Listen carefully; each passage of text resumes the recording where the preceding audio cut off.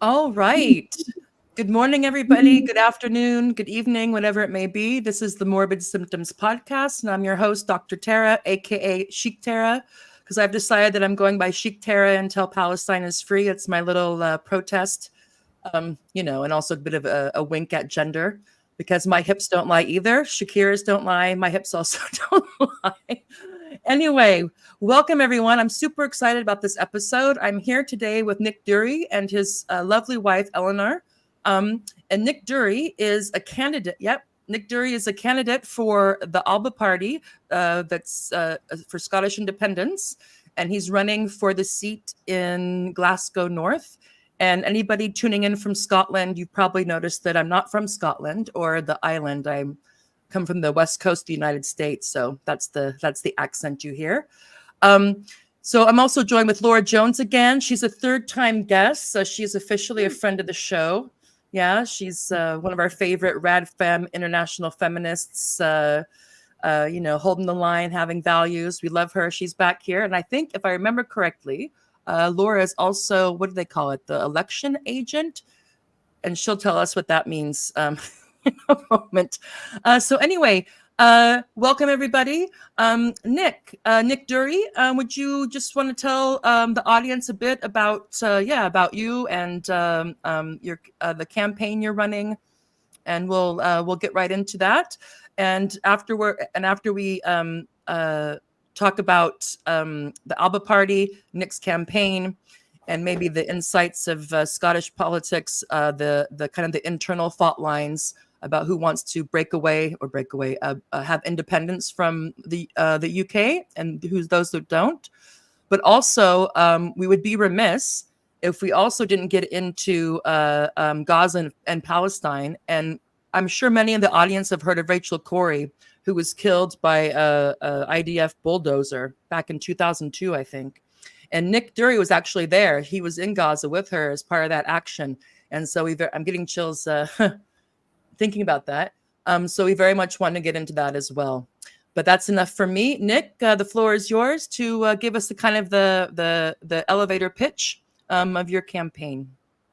Well, I've lived and organised in Glasgow North most of my adult life, and housing and tenants issues are very close to my heart. That's really where I cut my teeth as a tenants activist, because this city that we live in decided to basically end its common treasury in housing. We had the highest concentration of public housing in Western Europe, and we decided to divest ourselves of that and create, in effect, a private monopoly called the GHA, which is morphed into the Wheatley Group. So for me, I think this fight is one, first and foremost, independence, taking hold of our common treasury as a nation, but in the local area, starting up campaigns that will last the distance and take hold of that common treasury in the local area and give people a sense of power and direction that has been taken away from them. So that's why I'm standing. I thought long and hard about whether to stand as a political candidate, because it takes a lot out of you. But the flip side is this is a real opportunity to bring power back to ordinary people. I have no interest in Westminster. For a short time, I was a lobbyist down there. And it's a horrible place. So it's the last place on earth I want to go. So I'm standing to settle up, not settle down. And I think that's been lost in the independence movement. What we really need to do is get back to the core issues of how we empower working people, how independence can change the lives of working class people through taking hold of our common treasury. So I want to start about a dozen different local campaigns that are about changing the relations of power. Because if independence is about upending the relations of power, we need to get that started and show how we can demonstrate it in the here and now. But also, ALBA, a vote for ALBA is a vote directly for independence, because we want to stand on every election. If we get more than 50% of the votes, we will consider that a mandate to begin negotiations. And by negotiations, I mean ending the union, not sitting down and discussing what the SNP are calling a democratic event, whatever that means. A democratic event. It's a strange turn of phrase, but that's their policy. I used to be an SNP member, but I think they really have lost their way. They really have lost their way. All right, thank you. Yeah, that was a tight two. Very good. I can tell that you've already, well, you said that you cut your teeth already doing many years of housing activism and whatnot. So I can totally tell, because I was like, whoa, you know, if I could pretend if I could somehow move to Scotland and vote for you, I would do so. So very good. I have every vote counts. Yes, right. That's right. Elenor or Laura, do you want to say anything before I dig a bit deeper into some of the things that Nick brought up? No, go for it. Dig deep. Dig into him. No, well, no. Okay. And yes, just so I don't know a lot about this issue. I mean, I know that Scottish independence has been on the table for a long time. I guess maybe my first question is, do you think, because you mentioned that the ALBA Party is first and foremost an independence party, and when I heard you talk about what was going on at Westminster and with the SNP, it made me think just of an analogy to the United States situation, that there's policies that are always politicized but never resolved, because they bring out the vote, they bring out the money, but the politicians seem not to want to resolve them. So in the States, it would be abortion, it would be healthcare, it would be gun control. And I'm wondering, would you say the same thing about the issue of Scottish independence, that it's good to vote on, but a lot of the people will just use the SNP? Do you think they're not really serious about it? Or what's your take on that? Well, as I said, I think if you're for independence and you're going down to Westminster, you should be there to settle up, not settle down. And what we saw after the 2015 election, which was a tsunami of cataclysmic proportions for unionism. Now, it should have been, because we won just about every single seat as the SNP in 2015. But what then happened is we had a number of politicians who made it their business to start running the United Kingdom, and that's not what a nationalist politician should be doing. Should be attempting to disruptive leadership, as our party leader calls it. So we need to move away from that. And we've had 10 wasted years in the Scottish government. They've had mandate after mandate calling for independence, and we haven't seen any action on that. Now we have government ministers, senior people in the SNP talking about, well, maybe we should abandon the cause of independence and try and do what we can within the confines of devolution. And I think this is the wrong approach. We need to get back to standing up for working people. The point about independence is that it's a lifeboat out of the neoliberal hellscape that is the United Kingdom. So what we really need to do is start talking about Scotland's wealth and how we can put that to improve the lives of working people. We have in this country a massive housing emergency, and to a great extent, it's a made in Scotland problem. It wasn't foisted on us by Tory governments. It wasn't Tory governments that were engaged in mass housing demolition in the mid-noughties. It wasn't Tory governments that just in the past few months cut the housing budget by a third, and when we're facing over 14,000 bairns in temporary accommodation. So we need to see this not as an opportunity for enhancing your career and having a long time on the back benches, comfy slippers, as one of the MPs is famously called.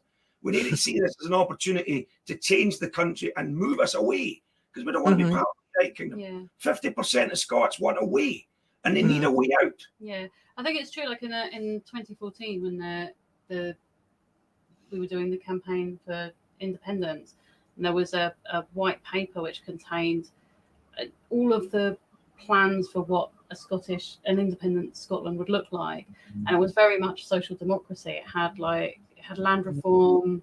They were going to reform taxes. They were going to have it's going to have like loads of things, loads of really good things. And that was the reason that I joined the SNP, because I was like, I don't want independence for the sake of it. I want the independence for something, so it'll be better. And then I think it is true. After we lost the independence referendum, and there was, like you say, that enormous landslide for the SNP in the elections, and then there was a gradual kind of tailing off of a lot of the policies that you and I and Laura voted for were just kind of like quietly dropped, and then like some quite sort of like neoliberal economics was adopted, and I think it's quite interesting because I think that's right, Tara. I think that the SNP, they kind of like felt like it you can keep a political career going by making the right noises about independence, even if you don't have an actual plan to achieve independence. Now, I'm not as like hardliners as some people. I think that there is an argument for a strategy where you say, okay, we lost a referendum, we can't have another referendum.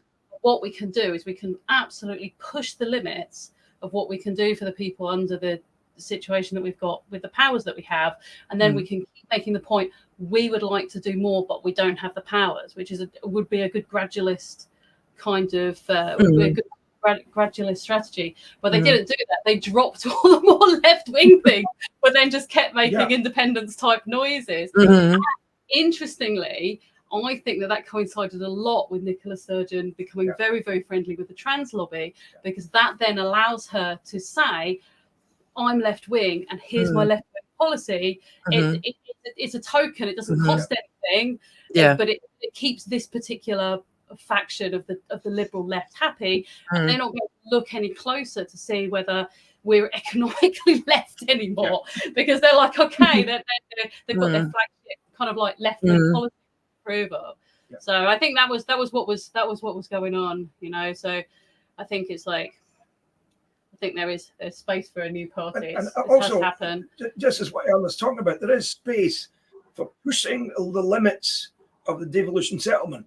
So our party's policy is to put forward a bill, and Ash Regan, our Holyrood leader, Scottish Parliament leader, is putting forward a bill saying, okay, we cannot have a referendum because the Supreme Court said no, we never should have asked the Supreme Court. That was another failure of the Sturgeon era.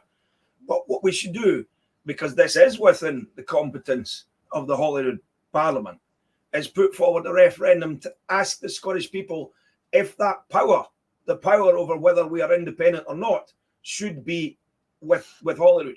Should Holyrood have the legislative competence? And, you know, demonstrating that we have a massive majority for that, it would put the Westminster government under tremendous pressure to devolve that power. Not doing that.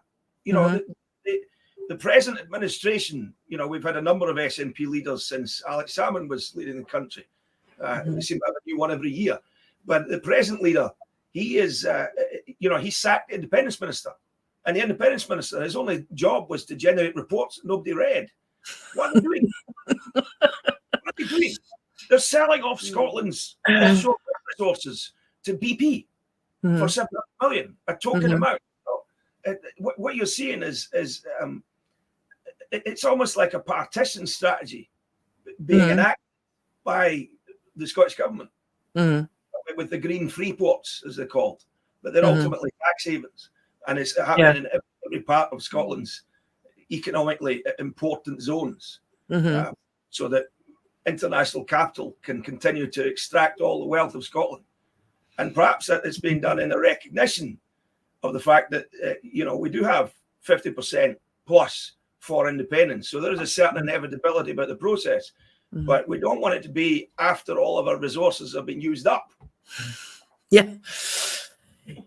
If I may, so if I understand, I think that the gist of that is that there's two things: you can go full on and independence as soon as possible, or build up pressure to put on Westminster to devolve more authority over things to Scotland.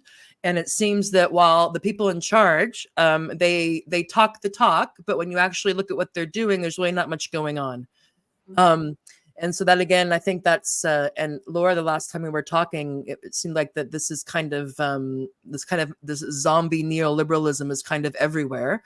That even though it doesn't seem to be working, and it's like we know it and they know it, but it's just I don't know. There's just not enough of a. That's why it's kind of one of the reasons why I called my show the morbid symptom, the interregnum. It's like this, you know, the old is dying, it's sick, it doesn't work anymore, but what's going to come again is still.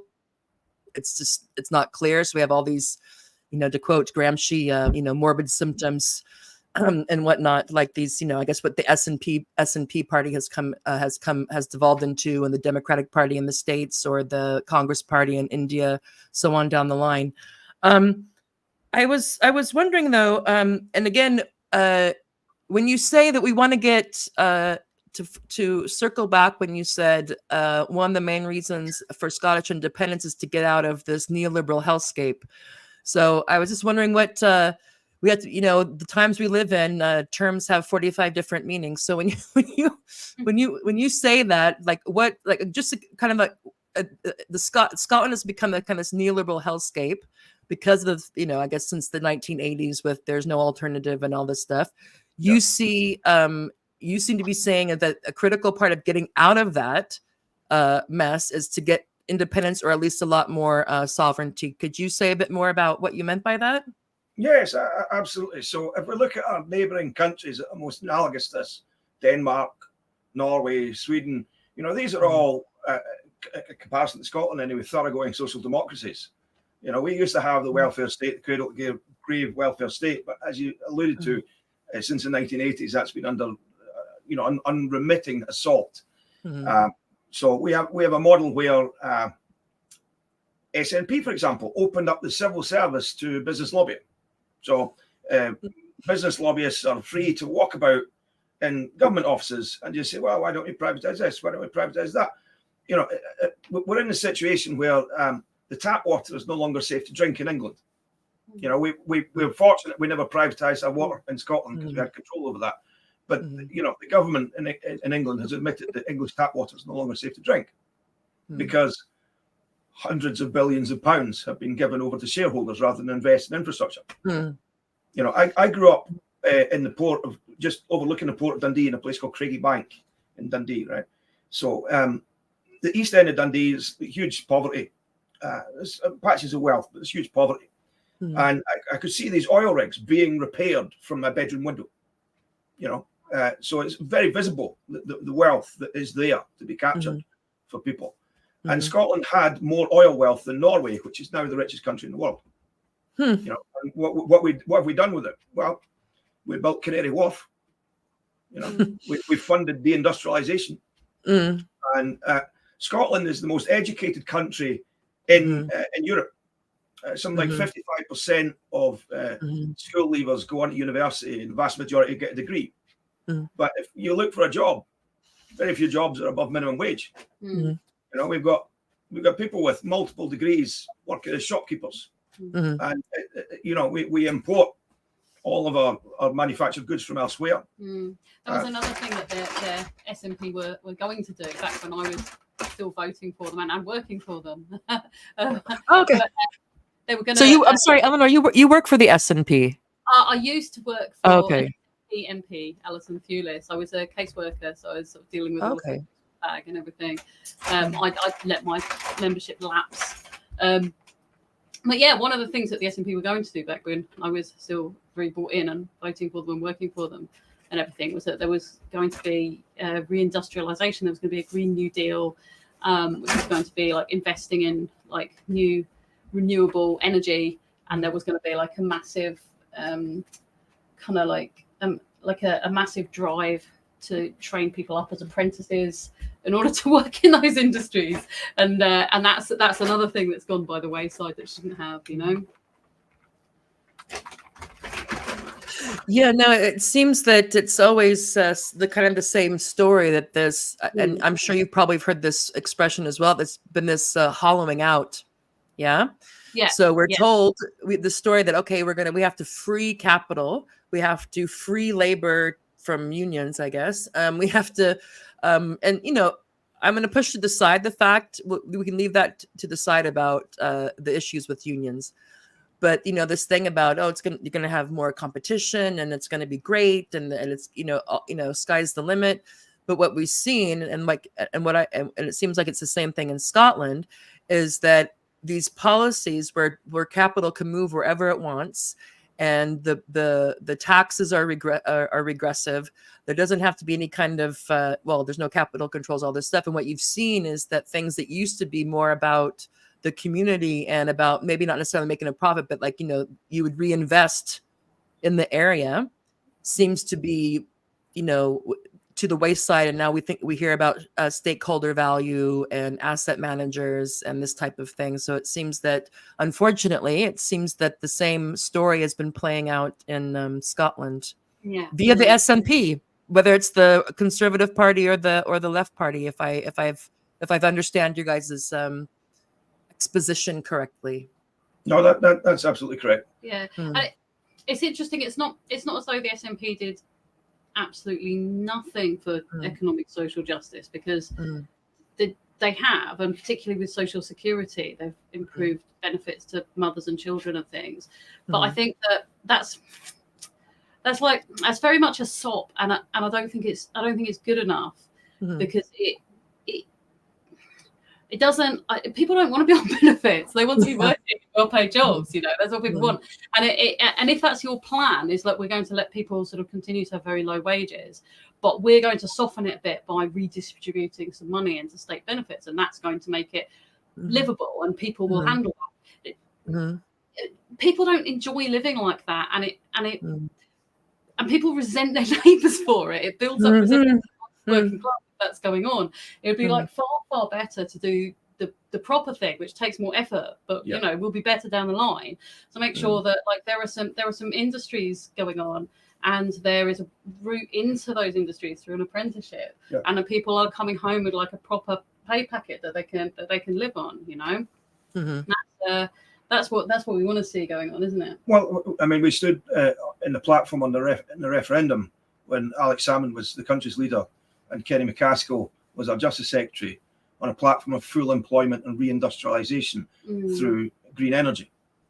And what's happened since those guys moved out of power and came to be the founders of our party, leaders of our party, is that we've had a huge amount of industrial investment in terms of wind and offshore wind, but it's been jobless. They haven't the government hasn't captured any value for ordinary people. And we hear tell that the largest wind farm in the country is serviced by Filipino workers who are earning just over £2 an hour.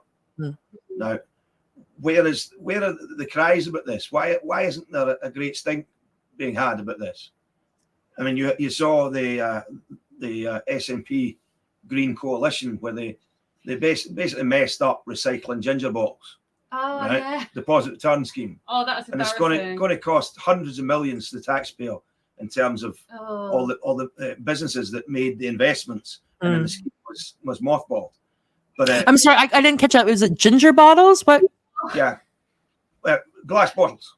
Okay. I was thinking like ginger beer. I mean, what's happening? Okay, just recycling, just glass recycling. A lot of countries in Europe have deposit return schemes. Very simple. You have a bottle, you put in a thing, and you get, how many euro cents or whatever, right? And we were going to have the same system in Scotland, only recycling is done by hard-pressed municipal authorities in Scotland, and it's one of their biggest earners. So what was proposed was to take that lucrative source of revenue for local government and hand it to the likes of the big PLCs, so the big supermarkets and the big companies. And now those companies who made the investments, because they were told, oh yes, it's definitely going ahead, are going to sue the Scottish government. So either way, the public sector was going to lose. And you see that right throughout every aspect of how the Scottish government does business. And it's just not interested in the things that drove me to join the SNP back in 2010, which was reindustrialisation and full employment. You weren't into rackets and grifts and all that stuff. The Scottish government's great for doing stuff that looks like it's going to be progressive on paper, but they'll rely on the private sector to implement it. So one thing that they did is that they decided that there was going to be a grant which was going to cover insulating your house to get everybody's house up to spec, and you wouldn't have to pay so much for your heating, and it would save you money. And we're going to have grants available. Everyone can do that if they want to. But they didn't have a government department that was going to do that work. Yeah. That they chucked it open to the private sector, and so like pretty much overnight there was like just dozens of these like mad little cowboy businesses that had formed just purely to take that money, and they quite often would ring you up and they'd say like, oh, can we do a survey on your house? And then they'd come round and they'd do this like pressurized selling, and they'd like and they'd and they tell you like subprime mortgages or something, but for insulation or but for insulation, it's exactly like that, but for insulation. But it's worse because it was in order to capture government money. So there are people who were like missold this stuff that are like horribly in debt, and like you're probably like just as you're imagining, like little old, like you have on like watchdog programs and stuff, like consumer rights programs, like little old grannies that have been like just browbeaten into paying these enormous amounts of money, and except that it's got except that it's even worse than that because it's got the government like stamp of approval, right? So that's like people are going like, oh, if the government says it's okay, then that must be all legit. And it's not the mafia if it's the state, we're told. So exactly. Well, they didn't mean for that to happen when they did it. They would, they just didn't think it through. They were just like, well, we'll have all this money and we'll give it to somebody, and the private sector will step up. And of course, they did step up. They stepped up to completely. Oh yeah, to eat. People. I mean, if someone leaves food out, I'm also going to take a bite, probably. Well, the Commonweal think tank would produce a lot of left-wing policies. It's got pro-independence think tank, good source of information. But they found in their own research. I'm sorry. What was that, Nick? Which organization? Commonweal think tank. Commonweal. Okay. Yeah, so a left-wing pro-independence think tank, and they did their own research into this scheme that Eleanor's discussing there, and they found numerous examples where people had availed themselves of this scheme that the government had funded, and had reduced the energy performance of their home to great expense. Yeah. So let me talk about what the government should be doing rather than just critiquing. Yeah, there you go. So we had the Scotland auctions, or the Scotland route, as I would prefer to call it, where basically huge areas of Scotland's coastline were given 10-year leases to energy companies to install generating stations, offshore wind generating stations, huge areas. And there's going to be massive amounts of electricity that are passing through. Scotland is already producing up to 10 times the amount of electricity it needs to power all of its homes, and exporting this directly to England, right, with no benefit. So we're becoming a transmission station. So the Scottish government started out saying, oh, this is amazing. We've raised 700 million. So off the coast of Long Island in New Jersey, right, to give a comparison, a smaller area of coastline was auctioned for similar licenses, and it netted over $2 billion. Sorry. So when they're talking about the 700 million, it's very little money. But if we look back to how Norway managed to become such an energy powerhouse that it is today, the first round of licensing, and if you look back, there's some pathy press videos. What will the Norwegians be able to do with this wealth? They don't have the great experience that we have here in Great Britain. With patronizing videos. But what they did was they said, well, look, yeah, sure, you're the big energy boys, you know how to do this, but our company, Statoil, needs a 5% stake in every well, right? And you need to start paying annual rent for your license. So when the second round of licensing came round, Statoil had all the information at its fingertips and won all of the second round of bids. That's what we need to be doing here. And the ALBA policy is that every single field above 30 megawatts must have a government stake for a publicly owned energy company. And I think that's how we can start to address this and change things. No, I think that's again, a lot of it's just getting the.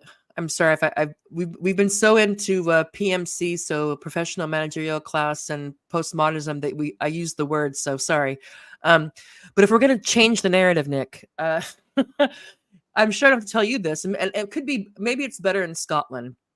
But coming from where I'm coming from, this idea that state-owned enterprises or publicly owned enterprises have been so smeared There's this idea that for some reason, if it's a private sector institution, it's somehow holy and fantastic, and if it goes wrong, it's only some bad actor in the thing. But when it's a state institution or a public institution, then somehow that's just, from the beginning. So have you had pushback on that because I mean, I'm sold. What you just told me, I would totally, it makes sense to me. When you talk to people in your constituent, I'll just say constituency because you're going to win. Is there any pushback to this notion of there needing to be, for lack of a better word, also publicly owned enterprises, or at least partially publicly owned enterprises in key sectors? None whatsoever. Okay. No. Glasgow North is one of the most deprived parts of the country, and it's extremely common for people to just introduce themselves and say, "Hey, I'm a socialist." Obviously, I'm a socialist, so it's no different. I'm going to move there. Okay. Yeah, you should. I think it's one of the great challenges. But there's no housing, yeah. So well, this is the thing. Anyone who's in power says, "Oh, I'm a socialist too," but they're not, and that's the problem. So and obviously we have low information voters as well. So what happened with the Scotland auction, is that the talk of the steamy? No, it's not. It should be. What's happening at Grangemouth Oil Refinery should absolutely be the talk of the steamy, but that's my job, to make people understand what's being pulled away from them, their wealth being extracted from them. So no, and it's quite interesting, right? This is true right across the United Kingdom, even in some of the most right-wing parts of the United Kingdom. Any political persuasion you take, there is massive majorities for public ownership of utilities, and it's just considered that it would be the right thing to do. But political parties don't represent that. So, you get that coming from conservatives as well. Most conservatives are economic nationalists, for example. So it's not it's just the political parties are in this neoliberal bubble. Yeah, and I don't know if it's. And and if there's anybody out there who's autistic, I'm sorry, I don't mean this as a dig, but it's kind of like this kind of political autism or something. It's like they can only they get in this model, and it's just kind of this, and this idea that also that for some reason the point of government is to do stuff as efficiently as possible, which means as lower taxes. If they can say, "Oh, look, we spent this much last year, but we spent this much this year," it's a good thing, rather than the things that you're talking about, like, okay, well, how are how are jobs, how is housing, how is what you call our national treasury or the Commonwealth or that type of thing going on. So it's I mean, why they keep on, and I think I don't want to talk too much because people have tuned in to listen to what you have to say, and your wife and also Laura. But I'm wondering, what do you think? Do you think it just has to take another financial collapse to finally shake that out? Because it seems that it doesn't matter how much this fails, it continues to. That's why I like the term the zombie neoliberalism. It keeps on happening. So no matter how many times it's been terrible in terms of how it doesn't deliver what we're told it's going to deliver. I mean, obviously, there's people making lots of money off of it, or else, or it wouldn't go anywhere. But in terms of what we're told, and I don't think I've heard of any country where it worked out well when the water was privatized, or the trains were privatized, or the postal service was privatized, or anything that was wholesale privatized, like some sort of bonanza. I've never heard of that working out well in terms of either price, coverage, or quality. But yet we still hear this shit. Different versions depending on the party, and so I'm just wondering, what's your take it seems, if I understand you correctly, the people on the ground are ready for it. They're not afraid of going in a different direction. They'd be interested in doing it, but the powers that be, so to speak, the establishment, the ABC politics, which means anything but class, seems to be against it. So do you think that we have to have another crazy financial crisis for that to finally stay dead, or do you think there's another way forward to start going in the direction of the policies that you just mentioned, what you would do compared to what the current government has done? Yeah, I don't think it's really about the economics as such. Mm-hmm. I think it's about organized people versus organized money. And the thing is, people aren't organized, and the money is. Mm-hmm. That's it. And when you look at what happens in Parliament, you got people who are ivory tower. You know, they're not. These aren't the kind of people I meet in the street. I don't meet them bumping into Tesco's. You know, I don't meet them. You know, these are people who live sheltered lives, probably have other directorships, and are looking forward to a life after politics where they go on to earn even more money. Yeah. And their goal as individuals is to acquire dynastic wealth. Yeah. I just don't. I think the way to shake up everything in politics, is an old phrase: we're either a crusade or we're nothing. And I think, especially for advocates of Scottish independence, it's not a career. It's not a career. We're there to try and take down this evil state and grasp the common treasury for ordinary people. That's what it has to be about.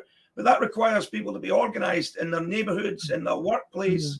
You know, it requires all the things that we used to have that guaranteed our prosperity. Strong trade unions, a powerful civil society, strong tenants and residents associations that have control over their neighborhood. You know? And that is what that flag.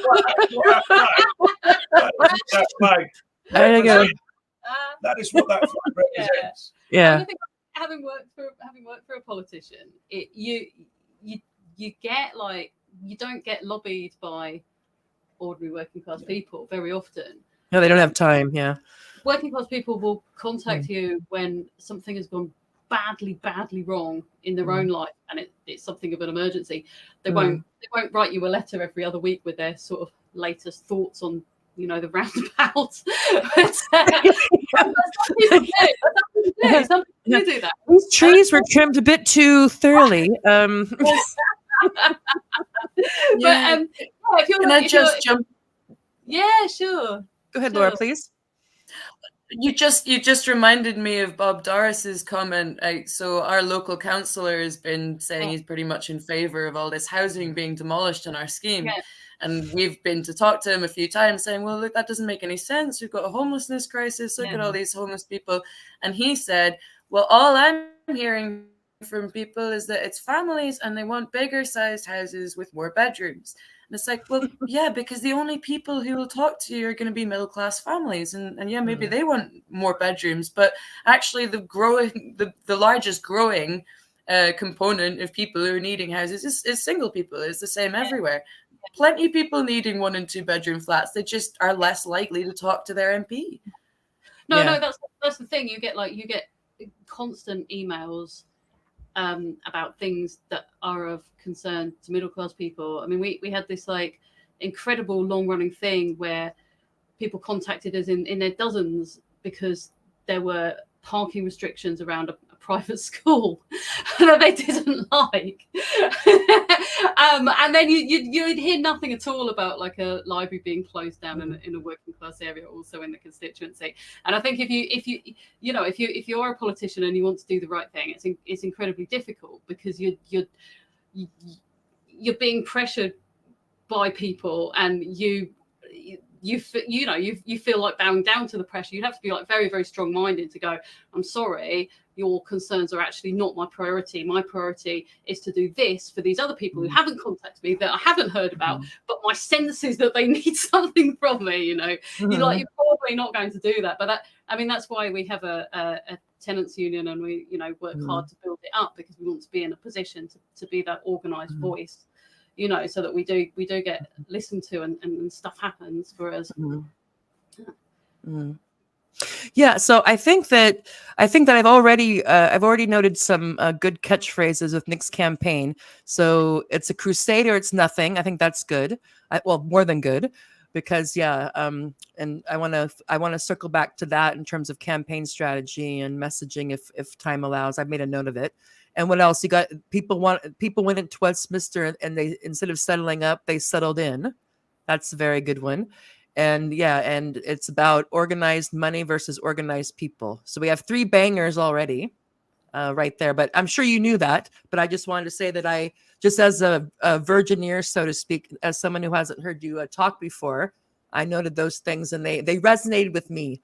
So, and I was like, yeah, okay. Anyway, before we move on, I found a quick. I found an article online, and I think it's from some economic. Was it from? Oh crap! Yeah, The Week. I don't know if you guys know what that is. Is The Week a Scottish publication? Okay. No, it's a summary of news around the Okay. UK. So it Okay. selects articles and things which summarize the news for that week.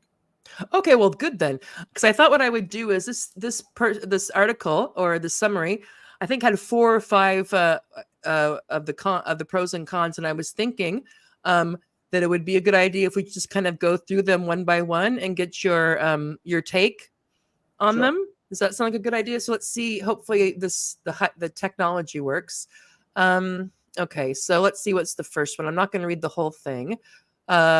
Okay, the first pro is to, according to this person, to rejoin the European. I'm gonna have to go to rejoin the European Union. 62% of Scottish voters called for the UK to remain in the. Oh, sorry, something happened downstairs with my children. I'm sure they're fine.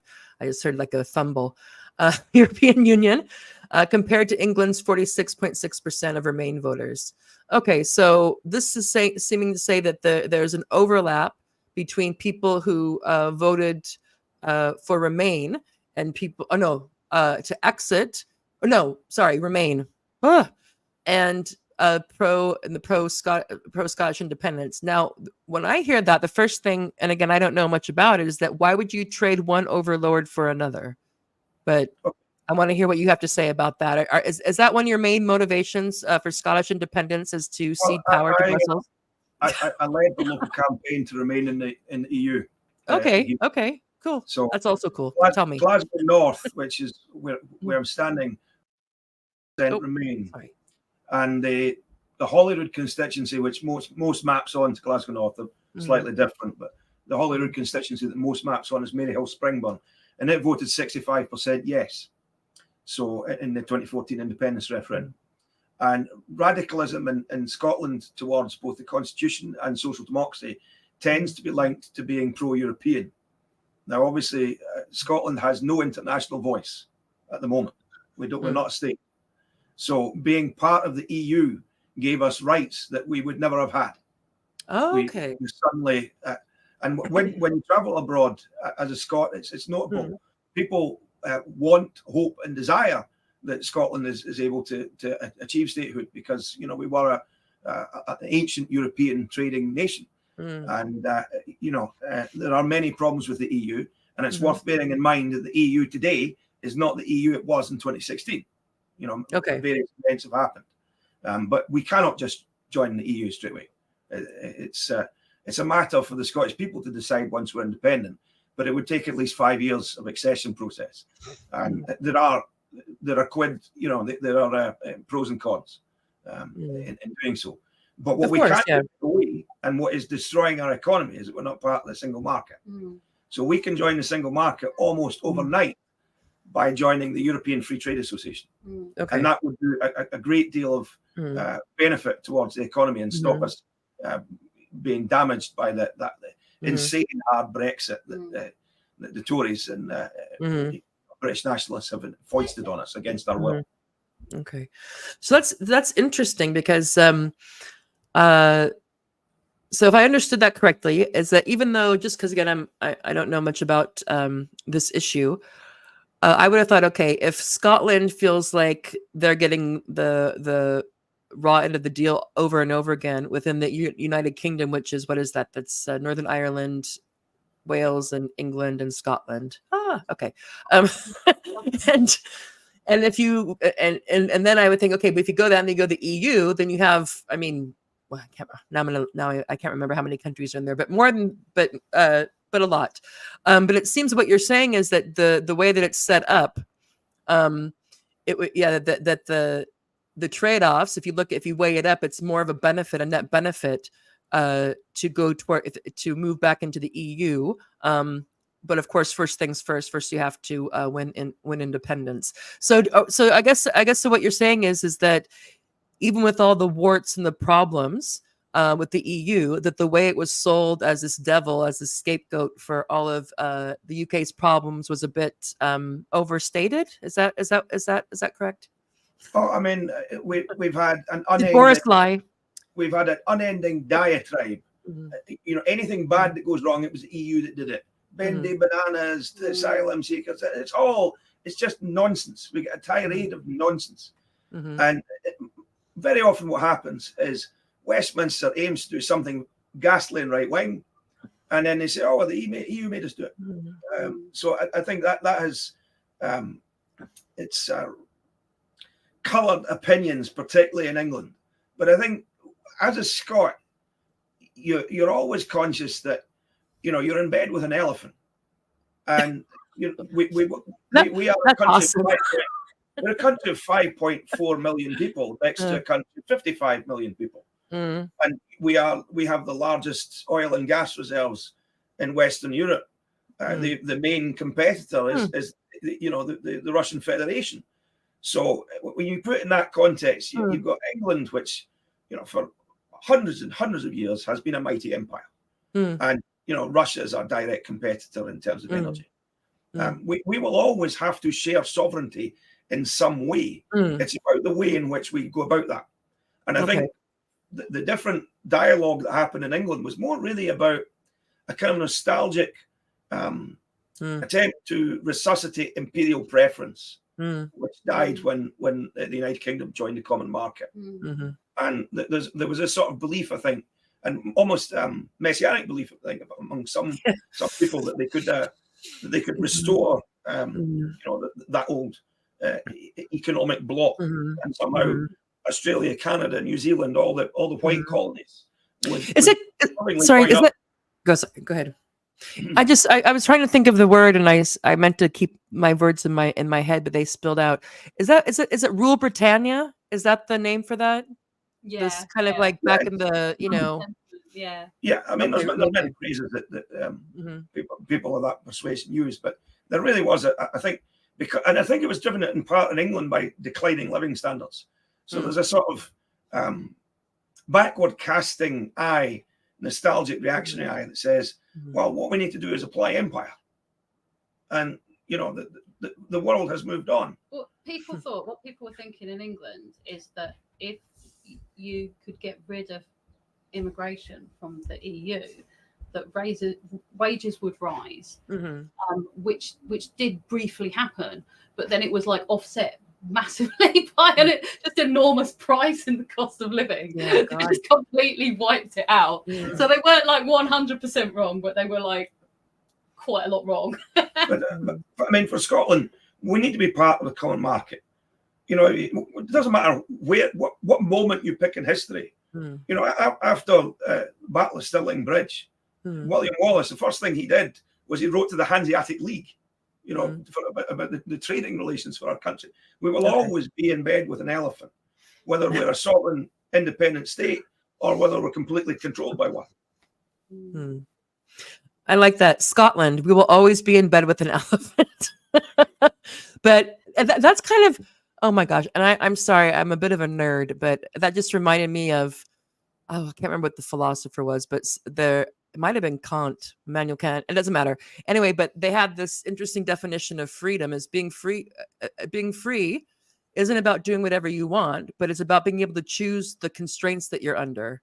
Kind of. So it's like, okay, if we're small and we have to be in relations with very power, we at least want to have the choice or the freedom to pick which one and have some maneuver over the relationships between them.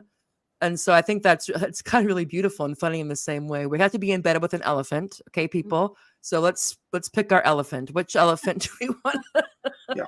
Because who's going to take up the, make the bed kind of go like this? So I really that's a lovely turn of phrase. Laura, did you want to jump in here and add anything? You just kind of enjoying the show back there? I am sorry. I feel like Nick's got it covered, so I'm just okay. Cool. Okay, she's a very happy election agent. Laura's there to see if I say anything wrong. Yeah, she'll. Oh, no, well, let you know. Yeah. That'll be later. That'll be later Yeah, after the it's show. my job to stop him from getting into trouble for the next 6 weeks. So I'm going to try to get him in as much trouble as I possibly can. Difficult job. Nobody wants that job. Okay, so let's see what the next thing is. This is true that so you agree with this that one of the pros would be the opportunity to rejoin the European Union. Trading our policy is to join after. After, well, yeah. Okay, so let's see. So this too, what is so trading problems? The rest of the UK is by far Scotland's biggest trading partner, said Economics Observatory, a relationship that could be put to the test if Scotland were to opt for independence. The UK accounted for 60% of Scottish exports, excluding oil and gas. Well, that's a big one, compared to the EU's 19% and global exports of 21% in 2019. That's the point about EFTA.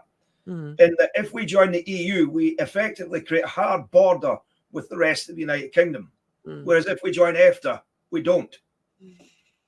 Oh, okay.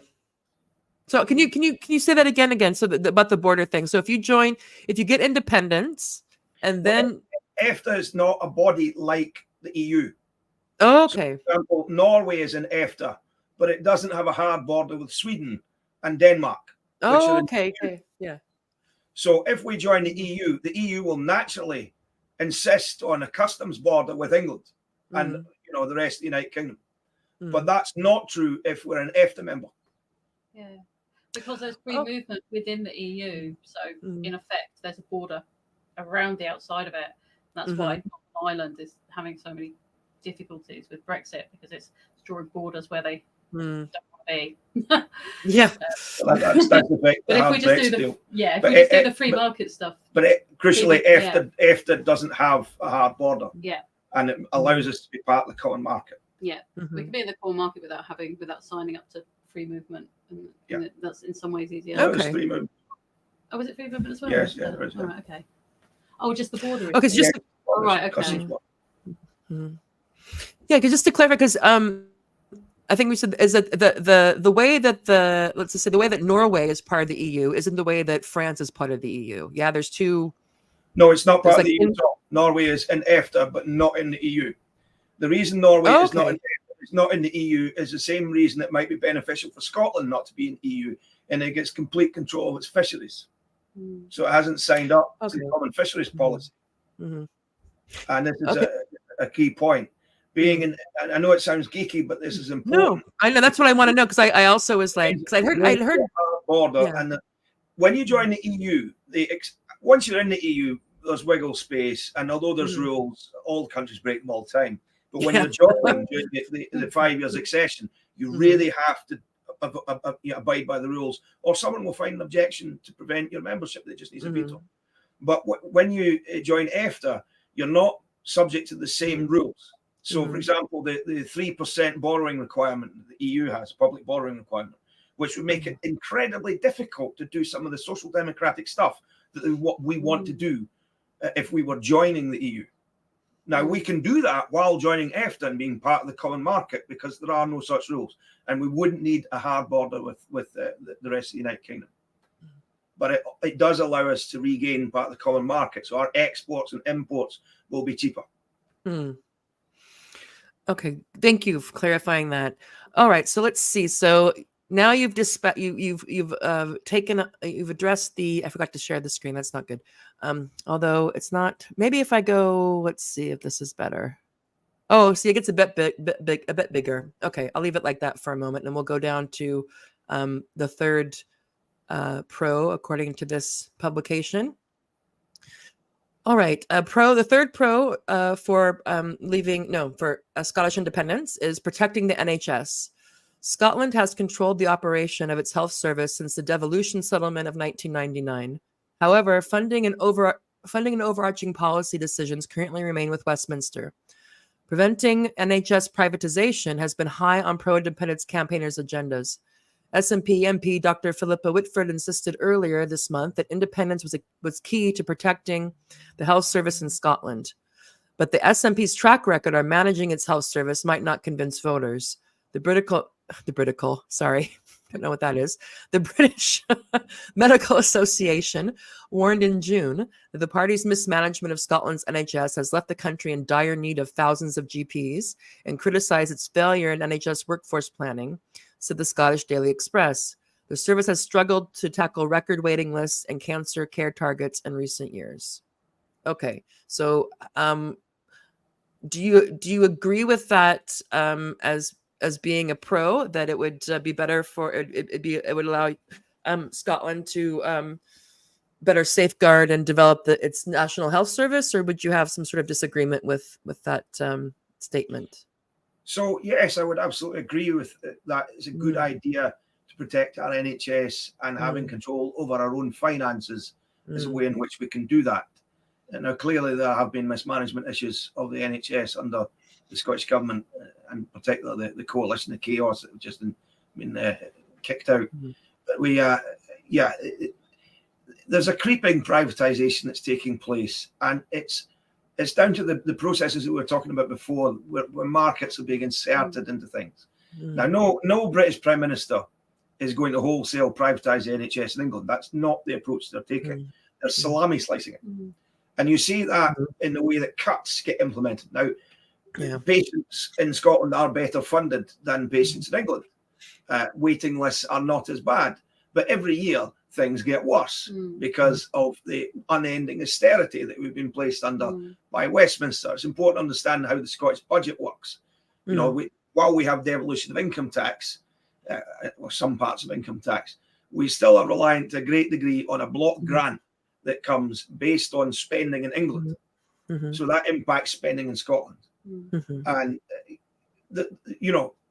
I certainly wouldn't be praising them, but at the same time, they do have a difficult dilemma in that every year the cake gets cut. So how they deliver the same services, very often you see market solutions creeping into things. And if we wanted to safeguard the NHS as a public health service, where you don't have to wait 2 years for a hip replacement, then what we need is a thoroughgoing social democracy, control of our own wealth, and the ability to run these public services as we want to. Yeah. All right. Yeah. I just again, I think that it's just interesting because we're told quite a bit that there's so much difference in the world, and geography is so important, and there's that everything is so unique, and of course I'm sure in some ways that is the case. But when no matter where I've gone or who I've talked to, you hear stories like this, and so and the only thing I can liken it to is like a slumlord or something. So you kind of you dilapidate, you don't reinvest, let it go, but you keep the prices high. You keep it going, and you just kind of little by little, and then at some point the gentrification process comes in. But with this, it's just kind of you have people who go to government, who seem to hate government, and do everything they can so that they can later on. I mean, I don't know if it's this plan, but just looking at it from the outside and be like, see how terrible this is. We really need to, look at these waiting lists, look at this, look at that. The private sector doesn't have this problem. And I would always want to shake them and be like, please don't do this to yourself. Let me tell you about the horror story of American. I mean, it's great. It's great. If you have good insurance, it's great. If you have good health insurance, then fantastic. But if you don't, nightmare. But this idea that, I just think, so I'm assured, and is that easy? Is that an easy sell? When you're with your constituencies, so you can be like, look, we acknowledge that there's high waiting lists at the NHS. We have a shortage of this and that and the other, but are they receptive to the idea that it isn't because government is bad or incompetent or whatever, and we should privatize it? It's because of X, Y, and Z, the things that you mentioned. It's about how it's managed and how we prioritize things, not just if it's public or private. Do you find people receptive to that? The discourse in the United Kingdom is such that no one can talk openly about privatising the NHS, even if that's what they want to do. Okay, it's so an institution. Yeah, stealth. There's no way. So anything that is done to destroy the NHS is being done by subterfuge. Okay, and that's how it all happens. So there's a lot talked about this, but the London Olympics, for example, the big showpiece was the NHS. and with a collapsing British identity, that's probably the one thing, the one institution that people are still, we need this. Scotland and NHS has always been separate. They literally choreographed this like incredible dance routine with like hospital beds and people dressed as nurses. Really? Yeah. That was when we had the Olympics. That's how much. Well, I guess it's a good sign. I guess they can't. Yeah, I mean, I guess it's a good sign that it's like, okay, they're even if they're doing all this crazy stuff and trying to weaken it, and that if you look at what the government I'll just keep it to England because I'm more familiar with that. So if you look at what the Tories have been doing the last, what has it been, 14 years or whatever, and you're like, okay, well, if someone was trying to make the NHS the best NHS it can be, would they be doing these types of policies? And it's like, yeah, no. But like you said, I take the point that they can't come out and do it, but they can do it kind of stealthily, bit by bit, piece by piece. And then before you know it, you wake up and you're like, oh, why is everything not owned by us anymore? It's something else. It's more a death by 1,000 cuts. And I mean, to give an emblem of this problem, the biggest building in Scotland is the Queen Elizabeth University Hospital, just south of the River of Me. And that hospital has Grenfell-style cladding covering it. The Scottish government hasn't moved it. That's not good. Is that the same stuff that was in the Glenfelds? Yes. Oh, geez. Okay. Yes. All right. Have they said why, or is it just hoping people don't know, or hasn't gotten round to doing it for whatever reason? It's just death by 1,000 cuts. Okay. Yeah, I'm gonna have to look into that for some sort of terrible promo about what's going on. That's okay. I'll make a note of that. All right. So let's see. Should we go through this and then how are you doing for time? Should we go through the rest of? There's 2 more pros and cons, and then should we take a bit of a pause and then come back and kind of turn into the light and airy topic of Israel and Palestine and Rachel Corrie and your time in Gaza? Does that sound like a plan? Yes. Yeah, is that all right? Okay. So let's I think there's only 2 more here. Now I have to remember to bring up the article, or I'm the only one that can see it. Okay, let's see. Third. Oh, no, sorry. Yeah. We're on. Sorry. 4. Okay. So the 4th con for Scottish independence, according to this article, is the debt and deficit dilemma. Economic policy and growth are at the heart of the debates about effects of independence on Scotland's public finances, said Institute of Fiscal Studies, IFS. While it remains in the Union, Scotland's budget deficit is subsumed within wider UK budget deficit, but under independence, that would change. Scotland's underlying fiscal position bounced back better in 2021-22 than that of the UK as a whole. Its estimated budget deficit fell more than 10 percentage points to 12.3% of GDP compared to the UK's 8.4%. Okay, so I'm not going to read all of that. I'll put the link to this article under the tweet I used to promote this place. But so so in terms of deficits and debt, they're saying this could be a problem. What would you want to add to that? Well, it's completely false. I mean, there are some things that are just not. All of this is based on GERS, which is basically an analysis of the Scottish economy as it sits as a regional economy within the United Kingdom. But it excludes things like whiskey, because whiskey, the tax is paid at the bottom. Yes. So whatever revenue whiskey, it's not part of GERS. All right. And there are many things just like that aren't counted as GERS. The thing is, Scotland is not a state, so we don't have a separate state finance. There are many people in the independence movement who are working to create a proper analysis of Scotland's real economy. But whichever way you cut the cake, we are one of the wealthiest societies in the world. We would be up there at least in the top 10.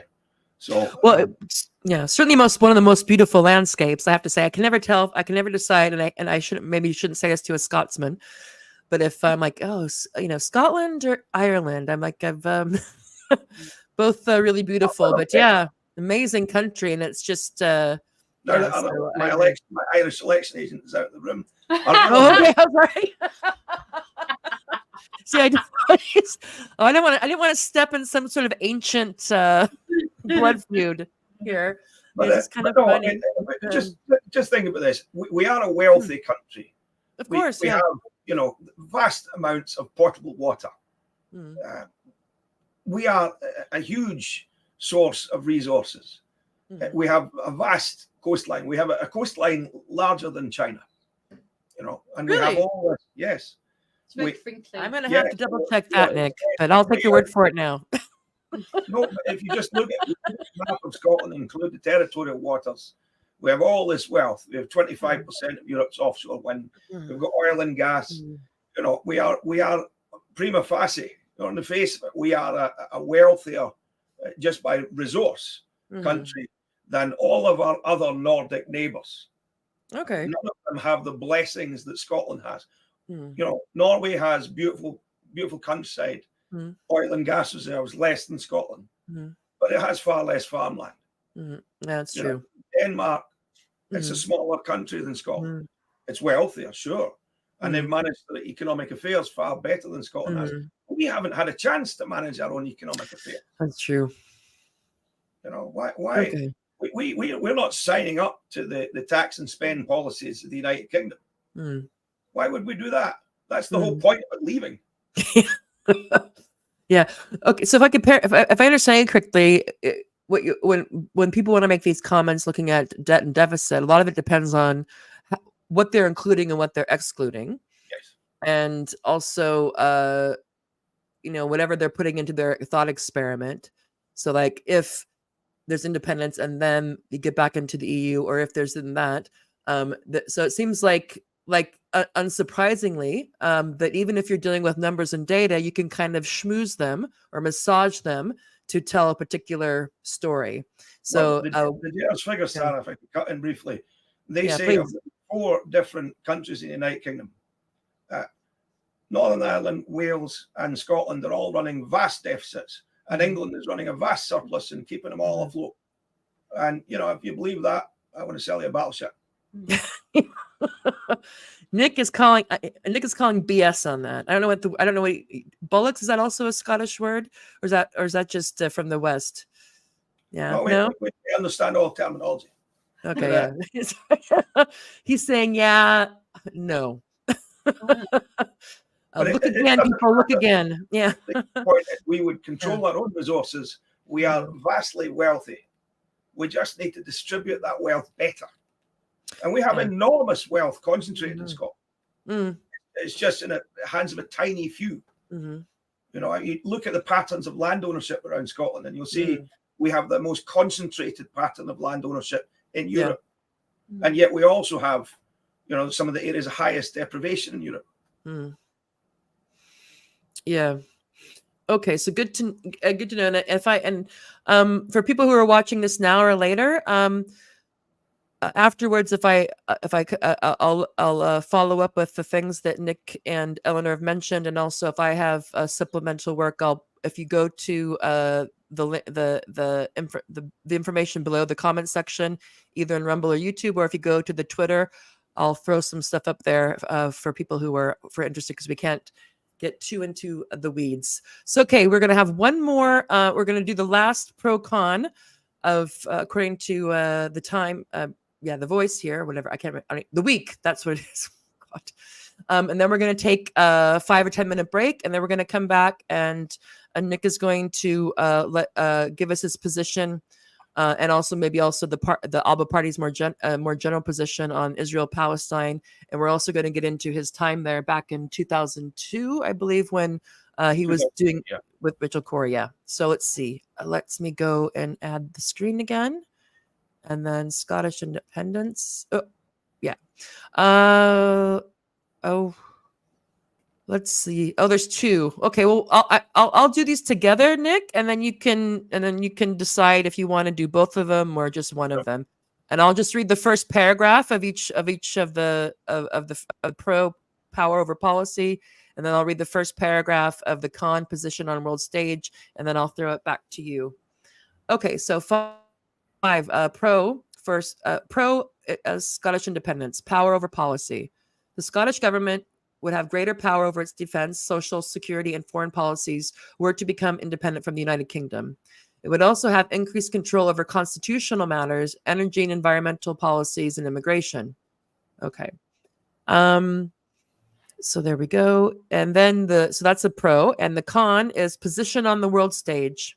At least in the short term, Scotland would lose its access to transnational organizations, including the Global Trade Division at the UN, G7. Oh, what will you do if you're not in the G7? NATO, which is I should leave myself out of it, which is currently granted through its union with the rest of the UK. The country would need to apply for independent membership of these organizations, and I'm sure that the first order of business will be to join the G7, etc. Anyway, so there was the pro was control over policy, and then the con was you lose power on the world stage or lose the influence that you could already or that you already have. What do you want to say? Anything about those two? Well, very recently, the former First Minister met with Erdogan, and it caused panic in the halls of Westminster and Whitehall. How dare the Scots do this? Don't they know that we have a policy as the United Kingdom? Now, I'm not commenting on whether that meeting was valid or not. It's just an example where we don't have the ability to make an independent foreign policy. We certainly wouldn't have been dragged into all the illegal wars that the United Kingdom has been engaged in over the past, ever since I've been an adult. So, we not being part of the United Kingdom and part of all the Hobson's choices that it has made down the line is of immense benefit to Scotland. Now, I don't believe for a second that we would have less power. We would have far more. We already exercise a fair bit of soft power. I talked about when you go to the continent, people say, "Oh yeah, it costs. Germany costs." Yeah. People do like the Scots. People do, and the Irish, Laura. And there's a diaspora community. Laura speaks French as well, so diaspora community of over 56 million. Because just like Ireland, Britain mismanaged Scotland so much that people left. Oh yeah, people. Okay, yeah, okay. So that's why you have things like Tartan Week in the US and all that sort of stuff. And we would have, as an independent state, the ability to exercise that soft power in the global state. And then I would point to Norway. Norway is arguably one of the most powerful countries in the world, and it has a smaller population than Scotland. The way it's achieved that is through how it's managed its wealth and its pension fund. So Norway uses that pension fund to try and implement fairness on a global level. And, Scotland has that opportunity too. Okay. All right. So, great. So the recap there is that, of course, obviously the main push, if becoming independent from the UK did not give you more control over policy, it would kind of seem like a fool's errand. So that one is kind of a no-brainer. I guess that it would be, people would agree with that. I was like, no, we want less control over our policy. And then the last one is that that also, again, it kind of depends on what it's again about focus and framing. It depends on what you want to focus on, and also the presumptions you bring to it, whether or not you're going to see this being a huge issue. Because from my basic knowledge of Scotland, and they're like, oh, they would lose their significance on the world stage. It's like, because then it's like, what Westminster decides, and then you guys they'll let you complain about it, and then they just kind of they go off. So I don't know how much power you'd be losing. Let's look at defense and security, Tara, because that's always touted as defense and security. You wouldn't have that. You wouldn't have the bomb. And if you look at the GERS figures that we were discussing earlier, Scotland's notional defence budget is 6% of its GDP. Goodness, now, okay. If we had 6% of I haven't looked at Scotland's GDP recently, but it's in the order of £300 billion a year.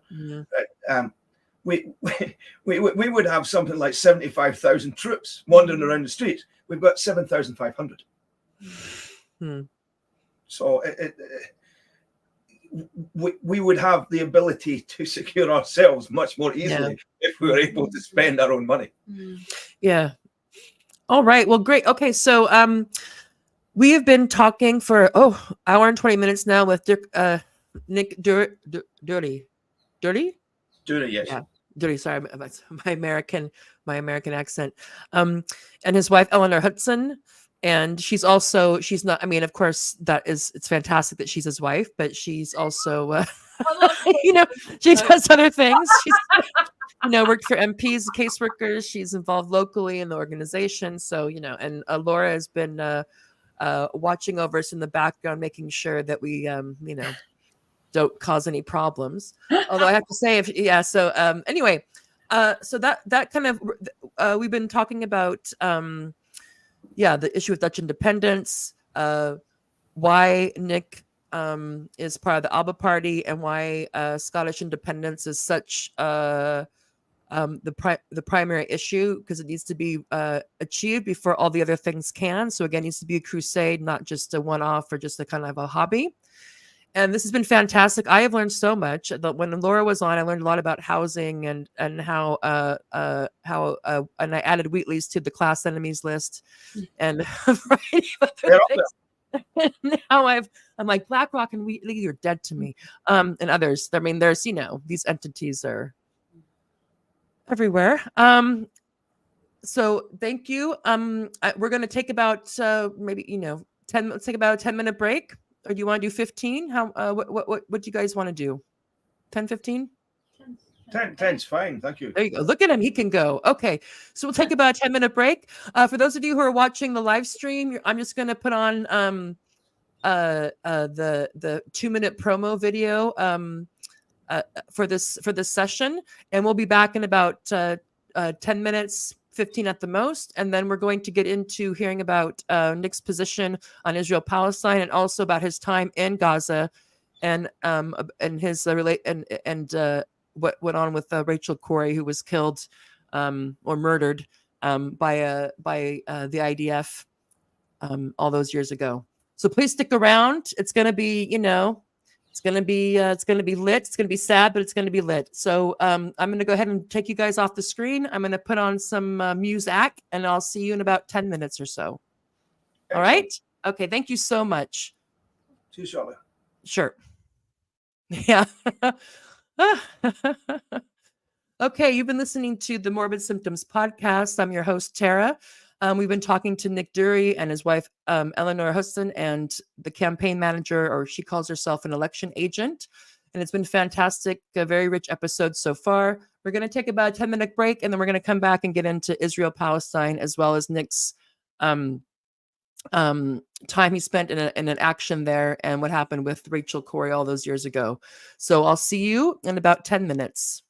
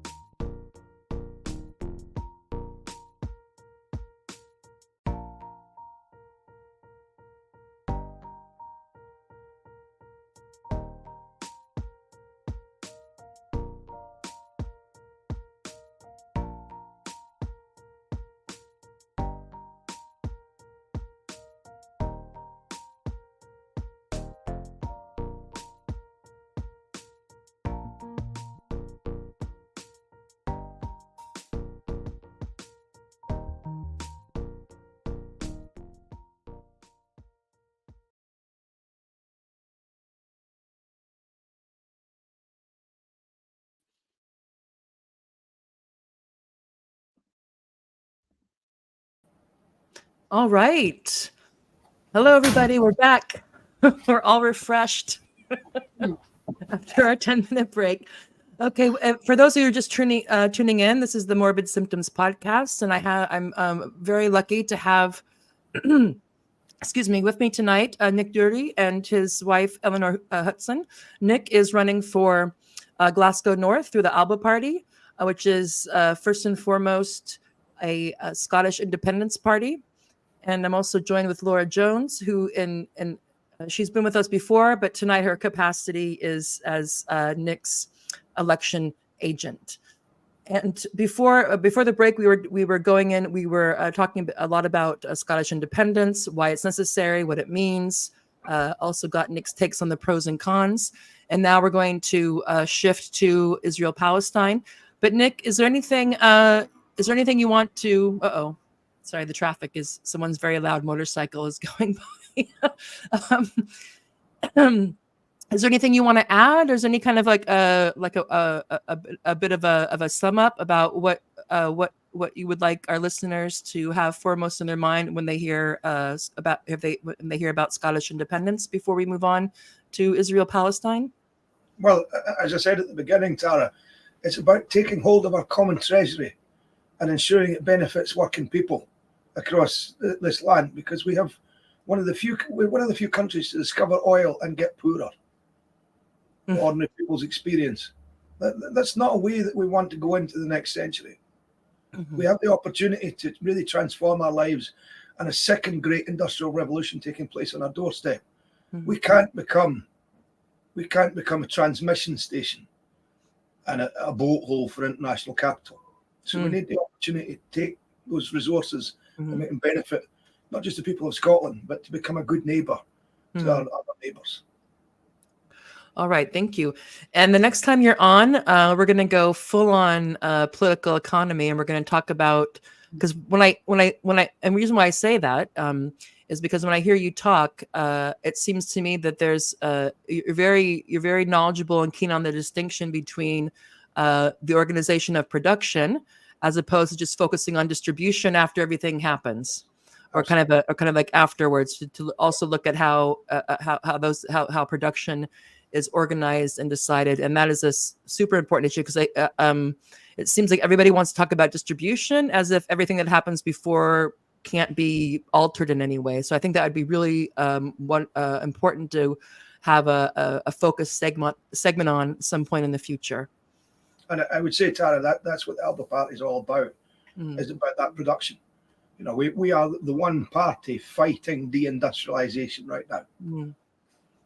That's true. Nobody else is interested at all. No, not interested. They want to argue about this particular benefit or this new program, and none of it is about what is the nature of production and who's in charge of it. No. Okay, so I'm glad that. So we'll pencil that in at some point. I'll talk to your people. I'll talk to Laura, and we'll get on that. Toot sweet. All right, so on to easier topics. Let's see. I'm gonna put this back on the screen here, and let's see what we look better as. I think this makes more sense to do it this way. I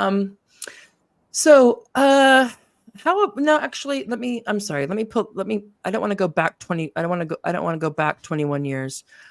First, let's as a candidate who's running for Glasgow North and as an important member of the ALBA Party, what is the ALBA Party's official position on Israel Palestine? Well, first off, we need an immediate ceasefire. That's just, before anything else can happen, an immediate ceasefire.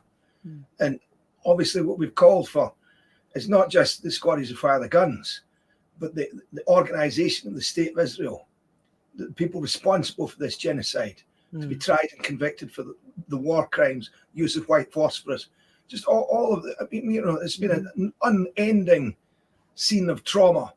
You just need to have a Twitter account or a Facebook account and see horrendous images constantly. And it's an assault on our common humanity. So we need to take action right now to ensure a ceasefire. Obviously, we need to resolve this question. There needs to be a Palestinian state. But, you know, in the here and now, ceasefire. Yes. And again, quite rightly, that the amount of gaslighting, I mean, I have to be aware of what the powers that be, and I'm just going to use that term. I realize that it's there are also differences there, but we have to watch the crap to know what they want us to believe, what they're trying to sell us. But it's just like, it's just such a gaslight. But also quite right that if you have access to other information, I mean, I as you have spent time there, and I'm going to try to say this without crying because I should be professional, but I have friends there I've been in contact with, and when you get people sending you pictures of their family and the names because they want there to be some sort of record, if they're totally wiped out, that somebody knows that it happened, that they're because they don't know how crazy it's going to be.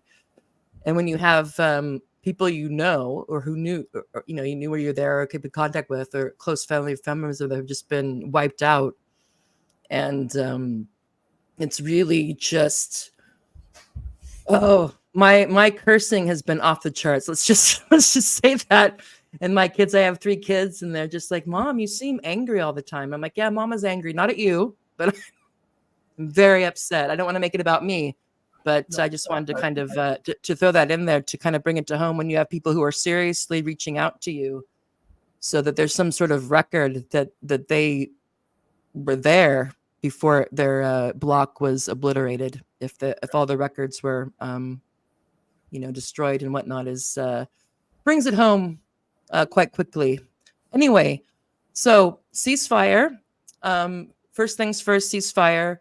Holding the people accountable who've they tell us what they've done and then they go on and do it. And so I don't know if Elenor wants to add something to that, or Laura wants to add something to that, but I think that was pretty clear in terms of what the ALBA Party's stance is. Well, yeah.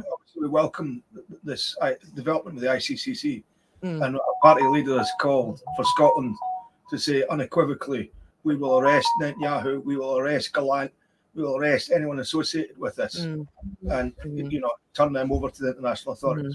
They need to face justice.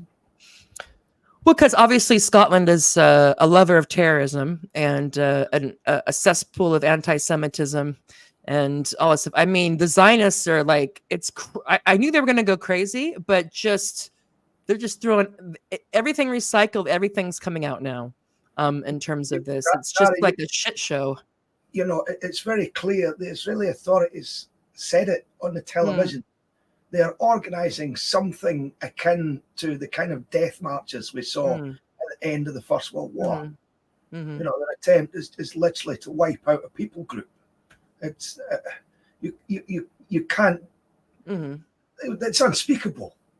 It is, and I think that that's why I think so much of it is them. They can't really go back on that because of what they say and they do. So they try to get people not to care about the people that are being slaughtered. Yeah. When you have people saying that and posting this proudly online and saying that Palestinians don't have babies, they have bombs. Whoa. Yeah. Oh. I mean, this was an Israeli official. This wasn't just some crazy settler person. Wow. Well, I mean, Israel is a sex society. I'm like, okay. I mean, if this is what their position is, then you can't. There's no reasoning. I mean, I wouldn't reason in there. I know too much. I know too much about what's under that hood to care. But just from somebody who's coming out like, well, two-state solution and this kind of liberal Zionist, like, not so much killing. And it's like they have babies. They don't have babies. They have bombs. And you have some rabbis, and of course, not all rabbis. Lots of rabbis are very critical of Israel, very anti-Zionist. But some are not. And you had a rabbi that was was making the rounds saying that, they're babies now and they go to be kids and they grow up and then they're terrorists. So we should kill them. I mean, literally knew he was on camera. It is one of the things that we're supposed to believe that they're a democracy and civilized and all this. Sorry, go ahead.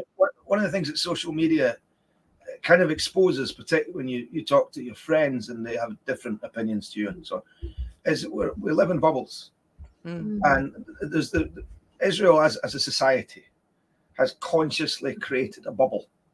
It's fostered a right-wing generation in its young people.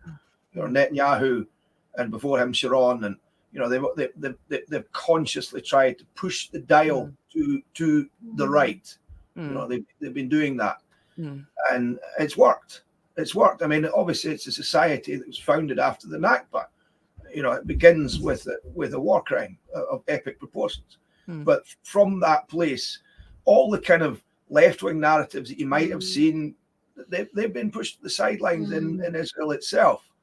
And this whole victimhood complex has been generated in the youth. And, you know, you saw that with the start of this death march, where the Israeli government, and it's you know, it's a matter of public record, was involved in setting up a Telegram group where war crimes would be shared to squaddies with approving and racist statements saying, "Oh, great, we've got another one," you know, and with the attempt basically to hype up their own troops to say, "You can get away with this, and you should be doing that." And that didn't come from some squaddie. No, I mean they're dead to rights. They're just trying to be like, you know, and I think that I'm sure that you've seen this as well, that what a mask off moment this is, how they're, I don't know if it was Lindsey Graham, he's some Yahoo in this, well, he's been in the Senate for a long time. And they're basically saying the quiet part out loud. It's like, well, if they can take Israel to court, then they can come and we're gonna let them, you know what, charge us. And it's like, oh, that's nice. Like, well, yeah. I'm like, don't threaten me with a good time. I have a whole list of people in the States that should be at the ICJ trial. You know, it's like, and it's only for Africa. It's only for global. Well, to use the term global South, it's only for them and Russia. And I guess Milosevic as well, because he's just kind of like, you know, that kind of cusp is like they're kind of Western, but not really Western. I mean, they look like the skin is white, but, you know, a bit too, I don't know what it is. Yeah, go ahead.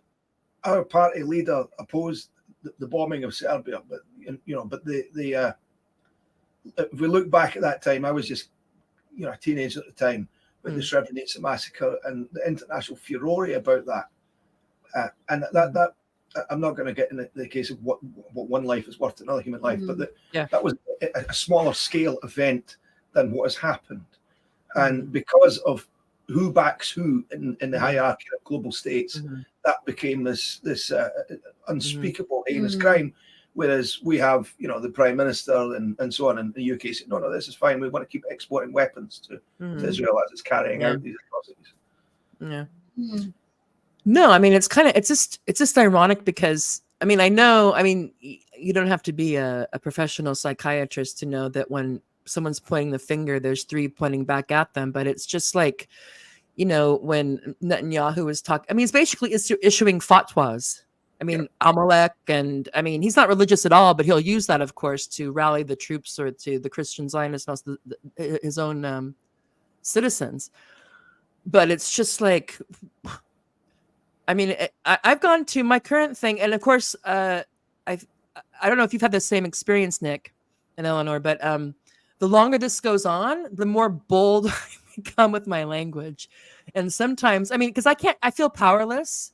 I can't do anything, so I call myself some sort of like, you know, like I'm on the X resistance Twitter or something. I'm just like, all I can do is try to just call BS and copy if someone's saying something that's, you know, basically genocide denial or defense, to call them out on it.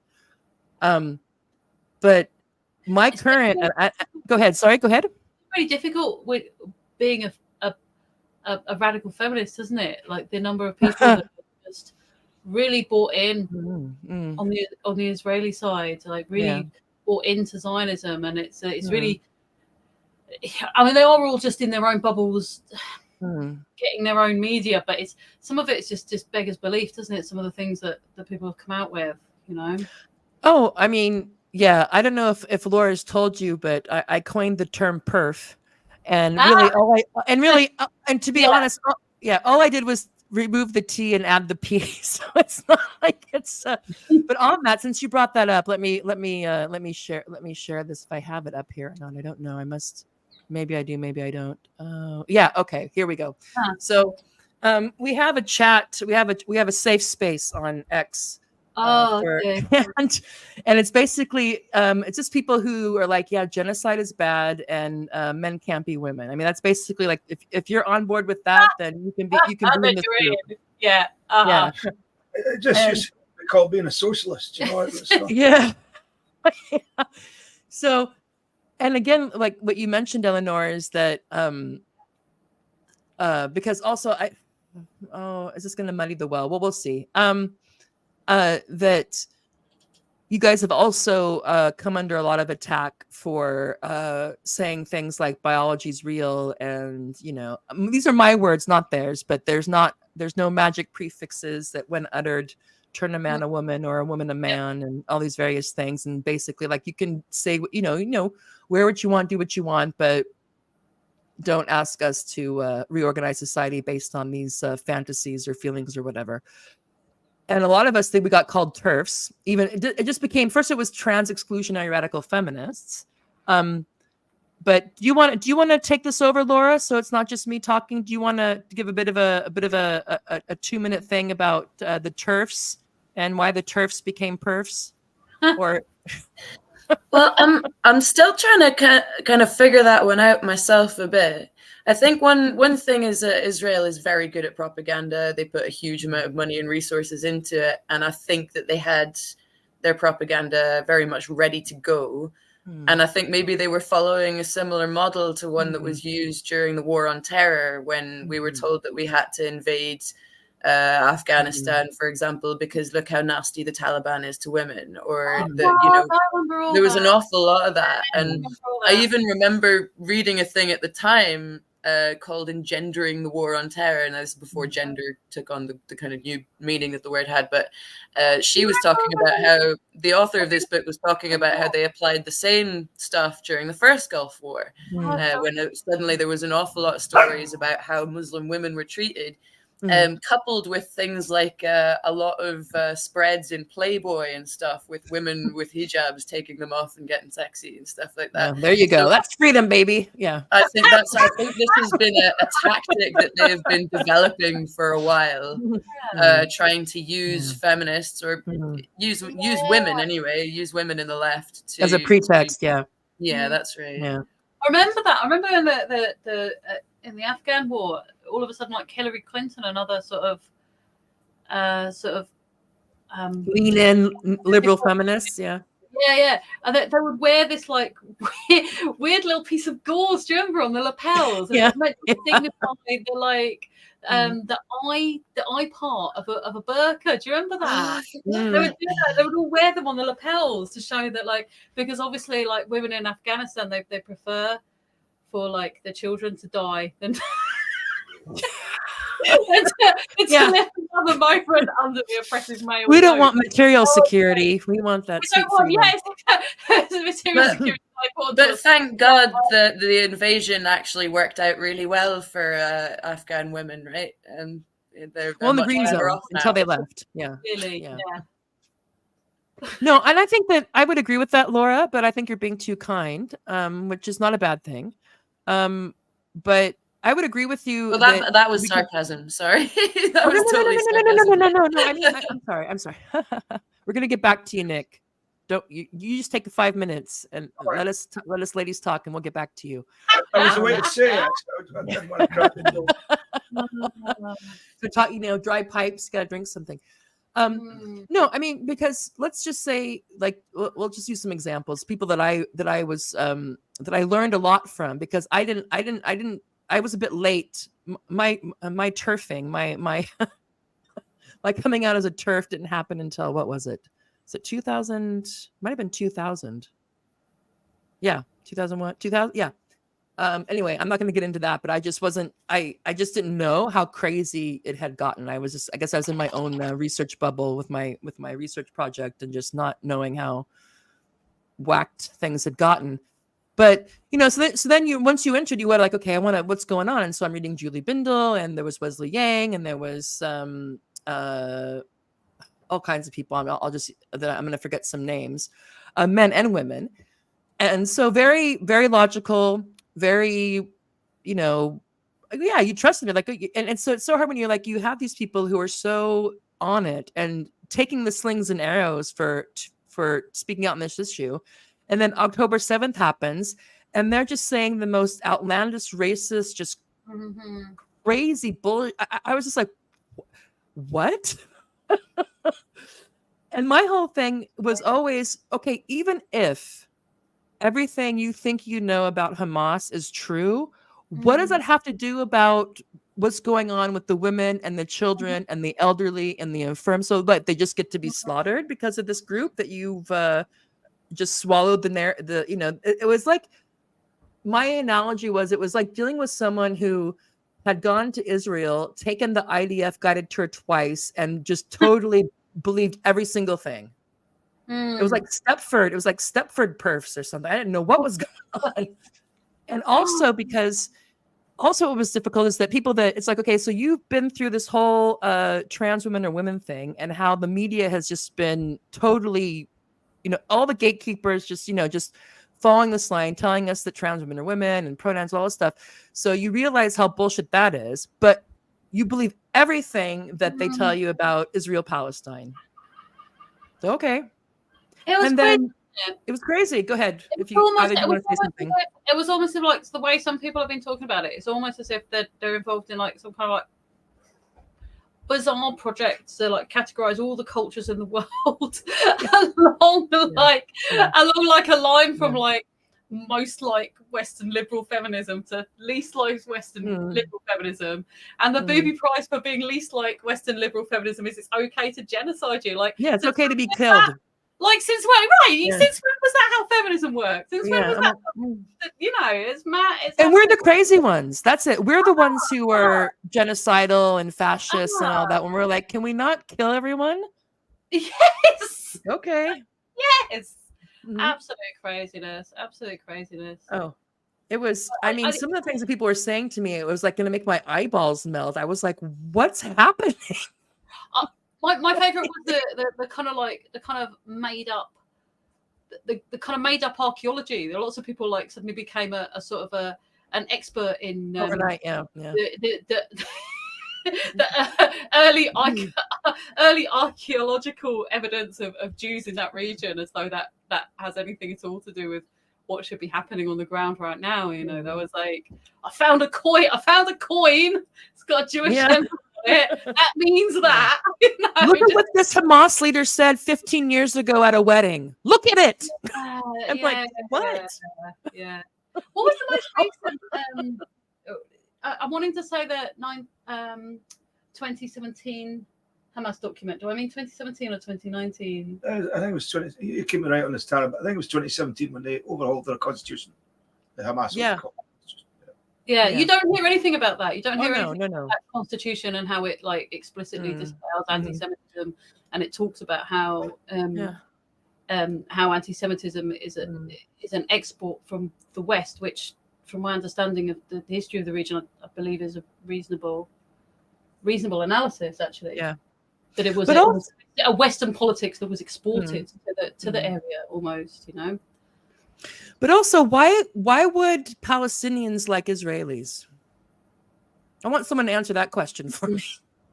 I mean, you know, it's just like it's a very complex situation. Yeah, I think it was Norman Finkelstein saying that there are three different regimes. You know, there's a regime for Israeli Jews, there's a regime for Israeli Arabs, really Palestinians, but a different social settlement, and then there's the occupied territories, which are just a utterly abused colony. They're supposed to be like always, you know, focus on the good. Yeah. And I'm not saying that, and not that there aren't people who really try hard to in Palestine, in Gaza and the West Bank, to remind themselves about that distinction, because it's hard when the people who are doing all this to you look at particular, you know, say, oh, when they say it themselves, that we're the Jewish nation and we're doing this for the Jewish people, and you know this. That's why I've gone to calling it an organized timeshare protection racket. That's my new thing about what Israel. Just like objectively, I'm like, this is like an organized crime timeshare protection racket colony. Well, you know, I mean, in terms of, I mean, subjectively what people think about it, but just objectively, it's just that. And of course, that garners me much praise on. I think the thing I find most striking, Tara, is, and this is often, you see this in politics everywhere, and it's the inverse of the law that like organizes like, right? It's always easier who someone looks like you, speaks like you. You know, if you want to organize a group of middle-aged women, it's good if you have a middle-aged woman who's doing the organizing, right? Who are you calling middle-aged, Nick? Well, I am. We're all middle-aged. I think we're all middle-aged. Let's come out. It's true. I'm just like, you're not supposed to say it, yeah? Right? Listen, you've shown pictures of me. How long is everyone else planning on living? Because I'm roughly halfway through. Right, well, anyway, you know, when ladies of a certain age gather. No, go ahead. Sorry. The inverse of that law that, you know, like organizes like, is when people don't see themselves in someone else, and that can happen for a range of reasons, they tend to turn them into a block. And, you know, as you know, like I spent my time in Rafah in the Gaza Strip. And I think you were saying you were in Gaza. And, you know, Gaza. Yes, that's a good segue. Was that 2001? 2003. So the PAA was still in charge. But dog days in the PAA. And, you know, Rafah culturally is very different from Gaza. Yes. Blow me down. Places get different. And then obviously, you know, you meet some people and they're pan-Arabist communists. Some people are nutcase Islamists. Some people are moderates. You know, some people are capitalist liberals. It's like any society. There's right and a left. There's a whole, you know, panoply of different discourses. But no, we've just got Arab Muslims. And they're all totemic, think the same thing, you know, and we've got the Crusades have been restarted again. Yeah. And they just woke up one day and thought, you know what, this would be a good day to go on a pogrom.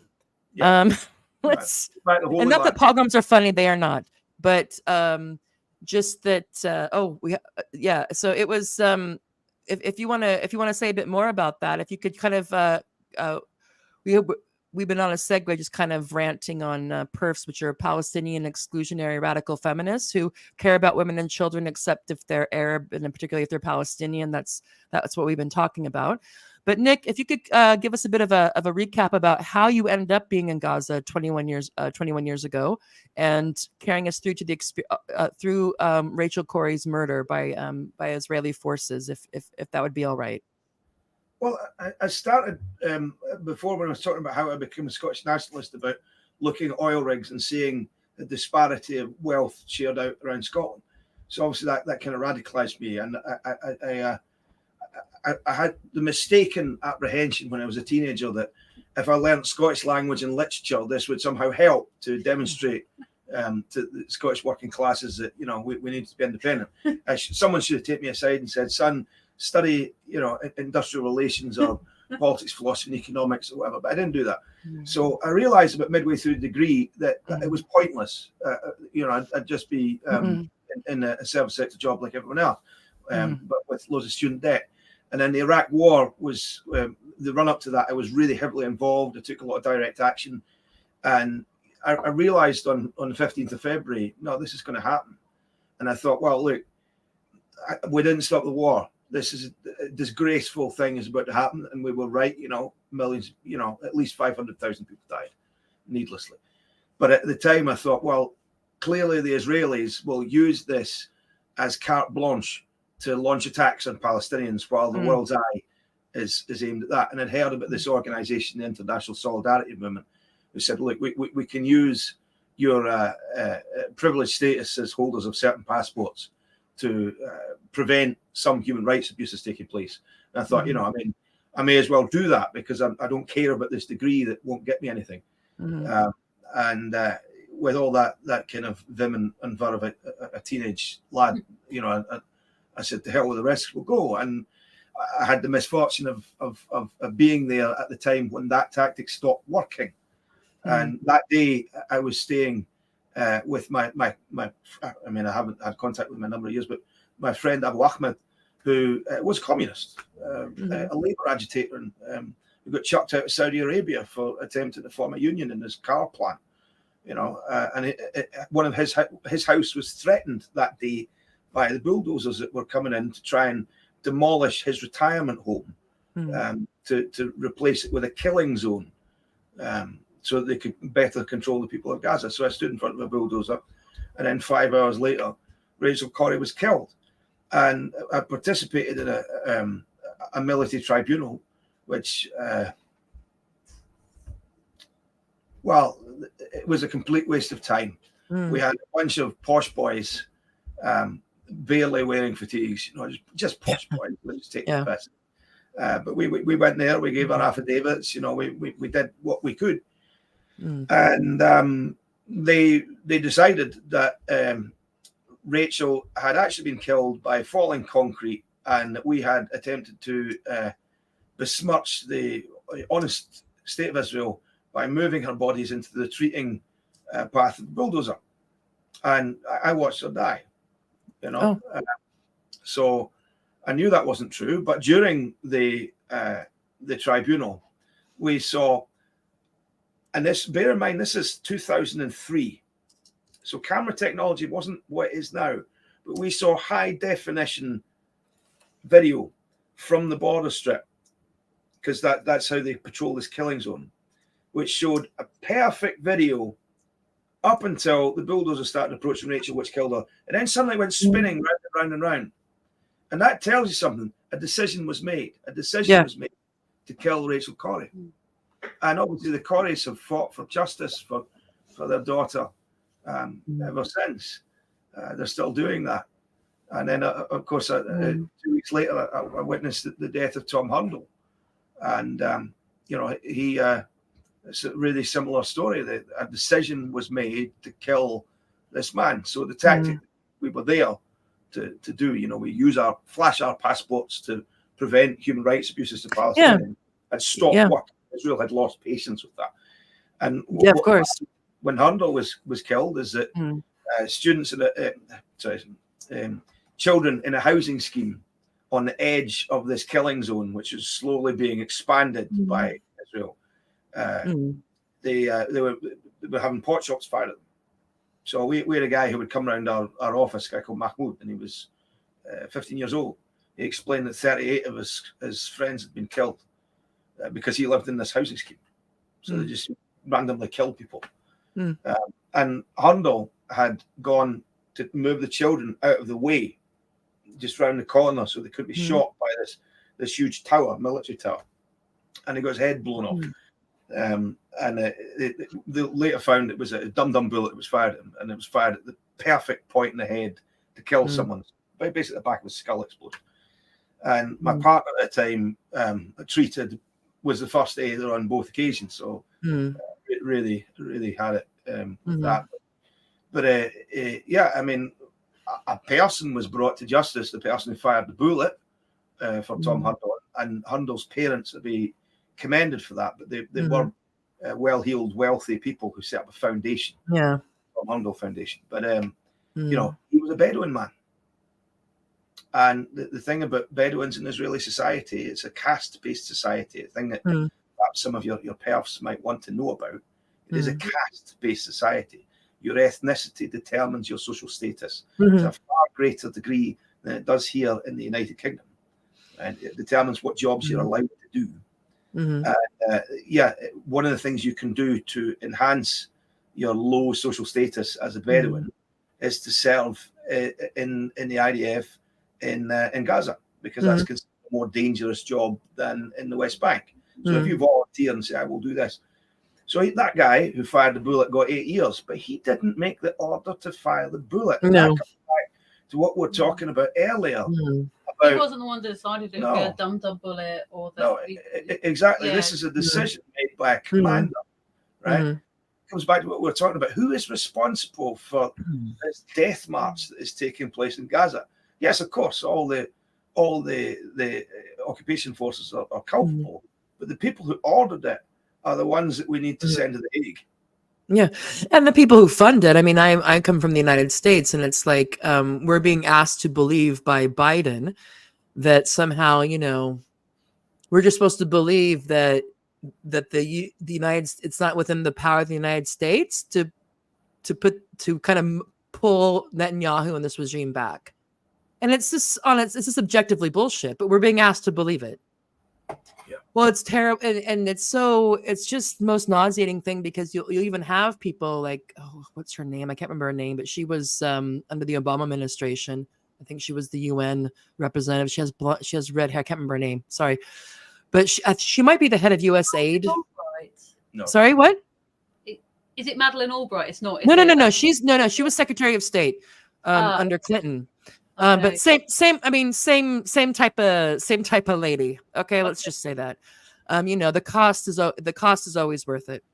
When Madeleine Albright famously, when she was asked about perhaps upwards of 500,000 children died in Iraq, and she was basically, well, yeah, I wouldn't say that was too much of a price to pay. Well, not for you, it wasn't. But being just asked to believe, it's like, well, if anybody who knows, of course, not everybody has had the experience that we've had, but it's just objectively the case that without the U.S. backing, this protection racket could not continue in the form that it is. It just couldn't. And they will say in one mouth, oh yeah, no, Rafah's, they can't go into Rafah, or they have to let aid in, and then they don't, and they do.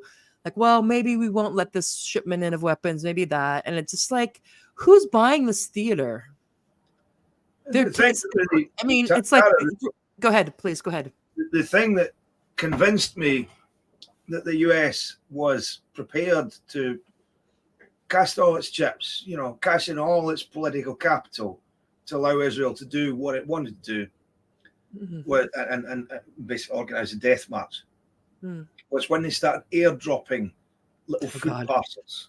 Yeah, because that was clearly so pointless. Like it's like pissing into the ocean in terms of the need, but it's all about the optics. It's about no. We aren't behind this genocide that's taking place. We've done our best. Yeah. We've done our best. Unfortunately, everyone starved to death, but we tried. And I think that's the nub of it. It's they're floundering around trying to work out, how do we allow Israel to do what it wants to do without it causing too much of a political problem for us on the world stage. Yeah. No, do you want to add something, Laura Elenor, to that before I do? No, go ahead. No, I think that, I think it's really hard, and I think maybe it's a good thing that it's difficult for us to want to believe what's becoming obvious, is that a lot of people could give a shit. There's a lot of people who just don't care, even if 1 million Palestinians died. Oh, well. If they could paint it, because it is kind of distinct, they can buy into their own, the dehumanization and the telling them is the anti-Semitism or whatever it is. But, and also I think to keep in mind that what we see even on social media is nothing compared to what the UK sees and what the United States sees. They see in graphic detail this disgusting campaign that's going on. They know full well what Israel is doing, but yet they continue to go out and pretend like it's about self-defense, and this whole thing about how now every single student is a raging anti-Semite, and that it's just like, and again, it's just like it's hard to know what to do with it. I don't know how you guys feel. I don't know if you subject yourself to BBC or what kind of your news intake is. I do, Tara, but I think we are an Al Jazeera house. Oh, there you go. I watch BBC sometimes. But I think I think there is a question of political leadership, and quite apart from questions like uneven development or imperialism, we might want to call it, quite apart from empires and so on, it's clear that Western leadership is in decline.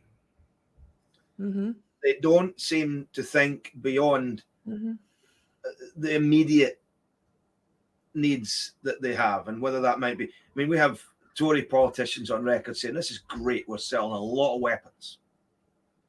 But they're not thinking, well, okay, you're selling a lot of weapons now, but suppose you kill, half of Gaza, all of Gaza. What happens the next time you want to say, international law, you're not allowed to do that? What happens? Right to say that ever you've again. lost the right to say that ever again, yeah. And True. the same is happening in the USA. It has basically burnt all of its political capital on this one thing.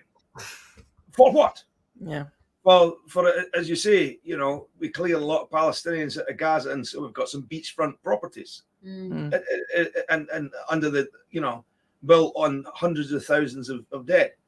It's there is a crisis of political leadership throughout the West, and it's not just on this. We see it on other questions as well. We see it on the facile way that European politicians have dealt with a range of different issues. Do you think that the Western leaders just didn't expect Israel to go as far as they have? Yes, absolutely. I mean, they have the phrase, Finkelstein talks about a lot, but mowing the lawn.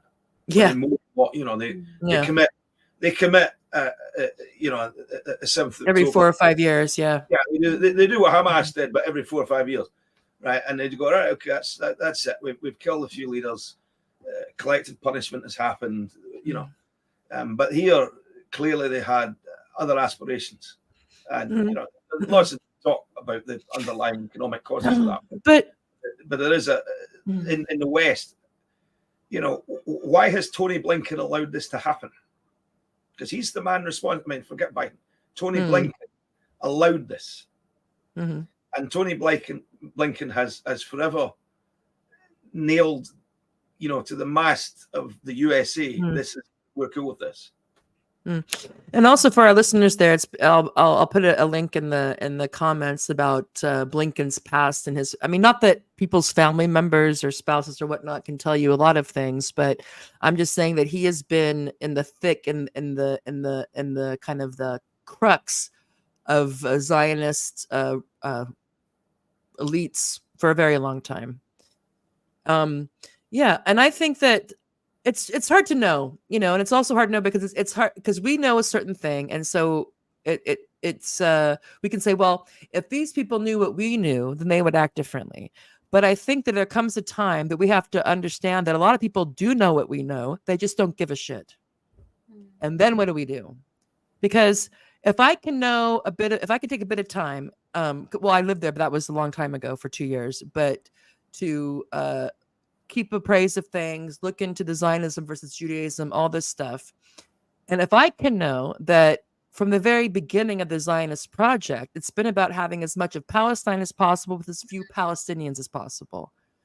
If I can know the obsession that Zionists have about demographics and purity, it's eugen. I mean, I'll put that to the side, but the eugenics and this kind of master Hebrew mensch and all this stuff. I mean, it's off the charts. If I could know that, I'm not a spy, I'm not a CIA. There's people. I mean, so it's the idea that some people don't know, some people can't, for whatever reason. What you mentioned before about it's hard for us to judge people who we relate to. We always want to give them the benefit of the doubt, or to assume that if they're doing bad things, they have a good reason. Okay, fine. But what do we do when a lot of the people in power and the whether it be in the political realm, the financial realm, media, NGOs, universities, know, but don't care, and then they pretend that they don't know? I think that that's where I'm at. Yeah. I think they just, and then it's like, what to do with that? I don't know. That's why I drink a lot now. But tell me, Nick, tell us. Well, I don't say this as any kind of endorsement of the man individually, but there was something Julian Assange said that I thought was quite interesting. He said, I discovered after all the shit hit the fan for him that intelligence is a much more widely shared quality than courage. That's interesting. That's another good one for the campaign trail. So I think so. Courage is catching. Courage is catching. So there is a burden of leadership. If you're in a leadership position, you actually have to take risks sometimes. And one of the things that neoliberal capitalism has done is to make risk the scariest thing imaginable.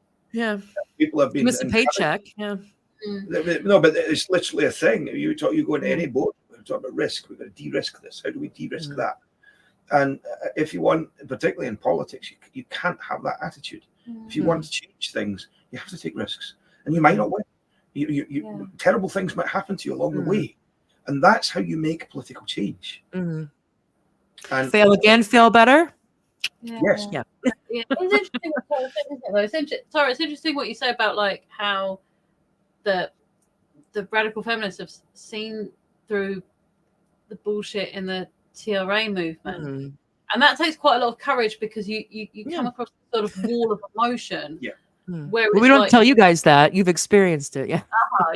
But that's another episode as well. Go ahead. We all have, but like there's this wall of emotion. It's like you made me feel bad, and you know, like, and like, you have to like push through that somehow and go like, well, I didn't mean to make you feel bad. Sorry you feel that way, but this is my position. But like, it's interesting because the Zionist position is almost similar, isn't it? It's like, you made me feel bad. You're anti-Semitic. You made me feel bad. My feelings. People can like push through one, but perhaps not the other. They're turned back by that. Because I feel like a lot of radical feminists, that's what's going on. Somebody's like, hey, I'm Jewish and you made me feel bad, and they're like, okay then, okay, I take a step backwards. I won't question things. Just as an example, why would you turn down by one and not the other? It's interesting. Yeah, and at first I really wanted to give them the benefit of the doubt, but the longer this went on, I just think they just have this.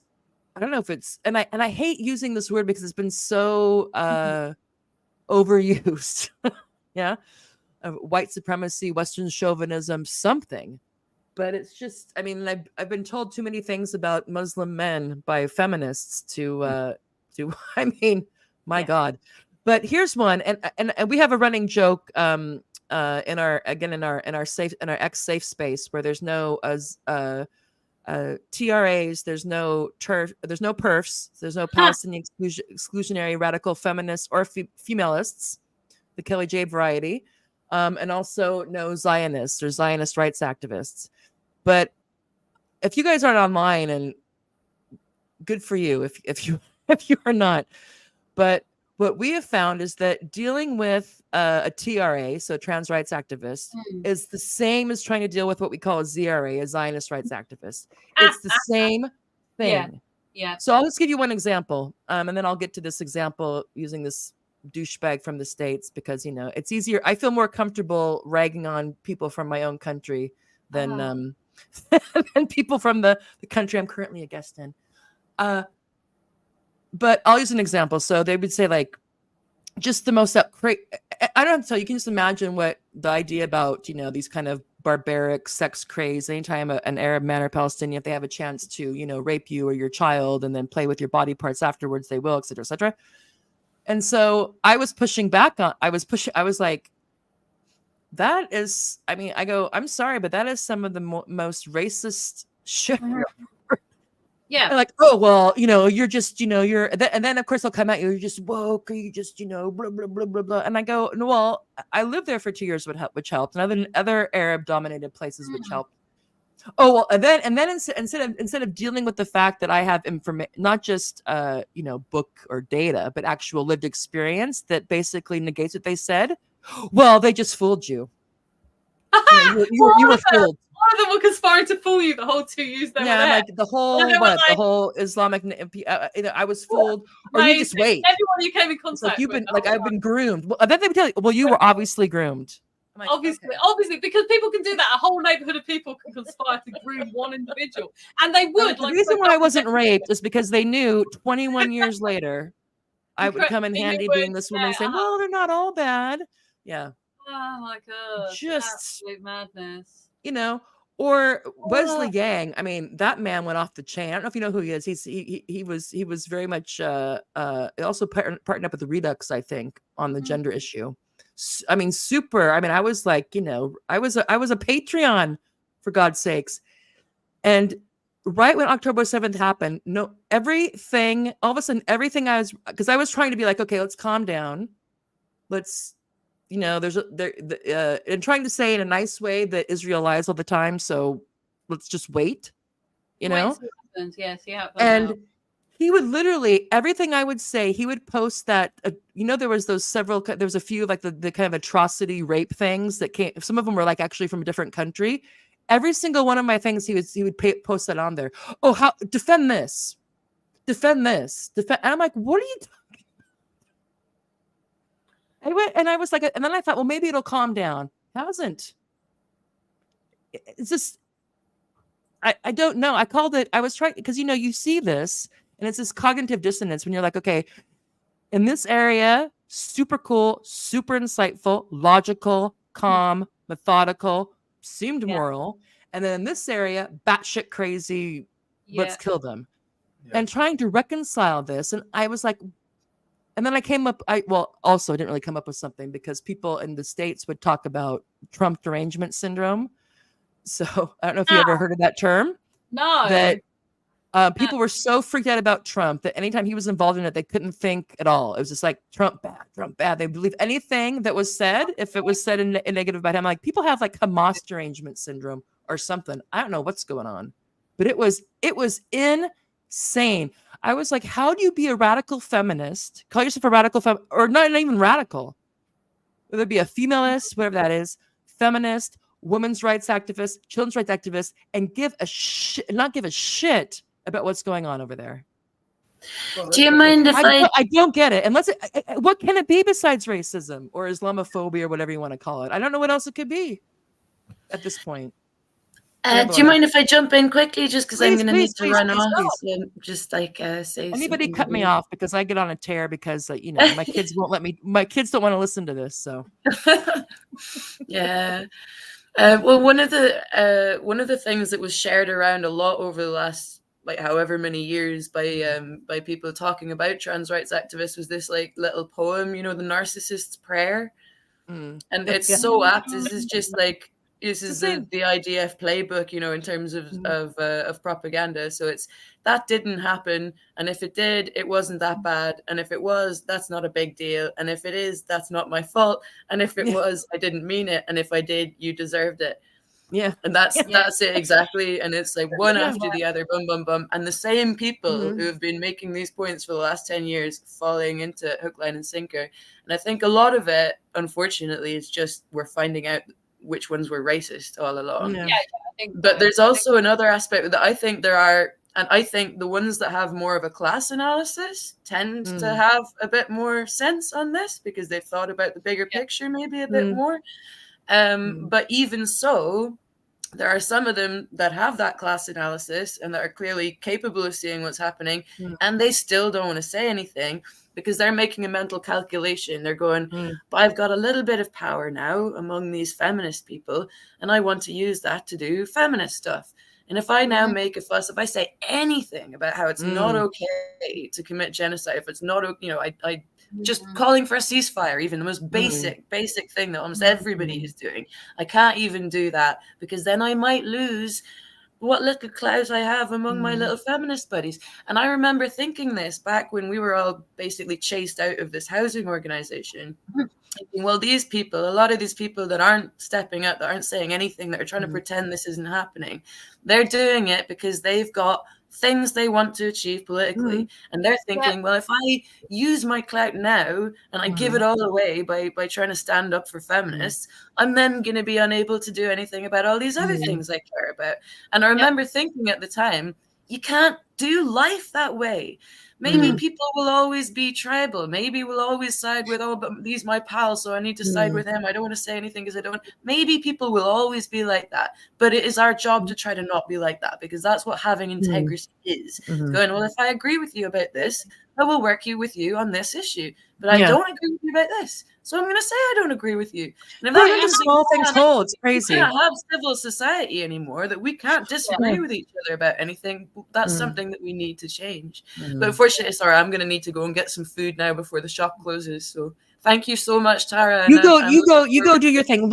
Laura Jones, we love her. She's a friend of the show. And I'm telling you, I have met the most amazing people on this chat group. That's why I'm so tired, because I stay up too late on this chat group.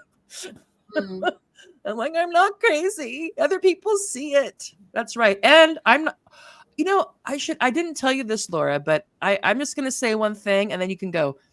Guess what my mother's maiden name is? Is it Laura? Wallace. All right. Wallace. So you know. I'll do that 29 and me or 32 and me or whatever it is. And see. Take your Scottish flag to Tesco and get some food.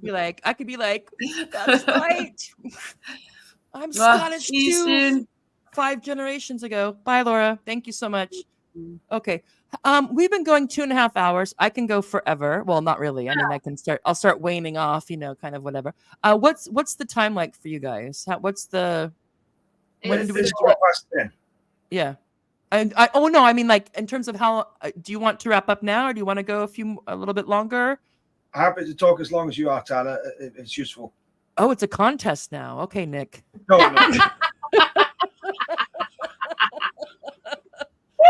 You better have a water bottle. Right, this one. Don't get in a contest. You have not been briefed by your election agent. No. Yeah. Look, she's the action agent's out of the room now. You can say anything you like. You can just go wild. It was funny when she's like, "Oh, can we make one career right now?" Well, I think. Let's tank it. Okay. I'm going to make a comment on what you were talking about.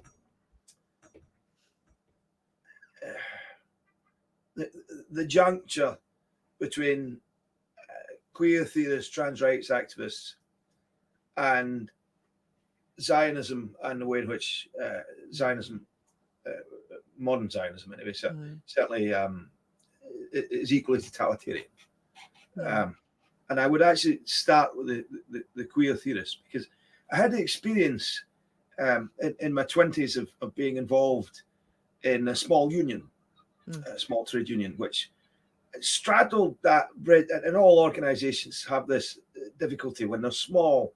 They straddle that bridge between being an activist organization or a mass organization with branches and big membership. And we were trying to make this union into a real thoroughgoing workplace union, Okay. An ancient brand that we had effectively been resuscitating, the industrial workers of the world, right? Very famous, right? You got nothing to. Yeah, go ahead. Sorry. That organization, probably more famous in America than the United Kingdom, but obviously, great affiliates in terms of James Connolly and so on, have been involved in, the stuff in Ireland before the 1916 and all that. But it had become an organization that was growing.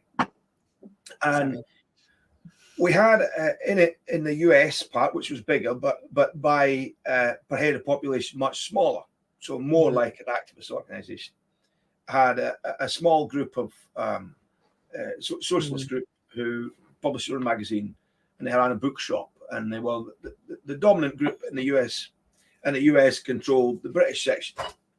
And we found that this particular group with the bookshop were channeling funds from the union to the bookshop and vice versa. And it was corruption. Right? Yeah. So we had the aspiration to make our group in the UK into a real functioning union based in workplaces. Subsequently, that has happened. It changed its name down the way, but it's gone on to become a proper union. Yeah. And not an activist organization or a reenactment society. But when we were fighting against this corrupt group, we got the wall of emotion that you see with trans rights activists. You're mean. At one stage, I was equivalent in the UK of a general secretary of this union. In the US, I was chairman of the general executive board. right? And I was doing a job there to try and split us off and expose this corruption. But it was just constant emotion. Fellow worker DURIE has no human feeling. That's a particular one, right? And we had this. It was just a constant stream of vitriol without fact and wall of emotion.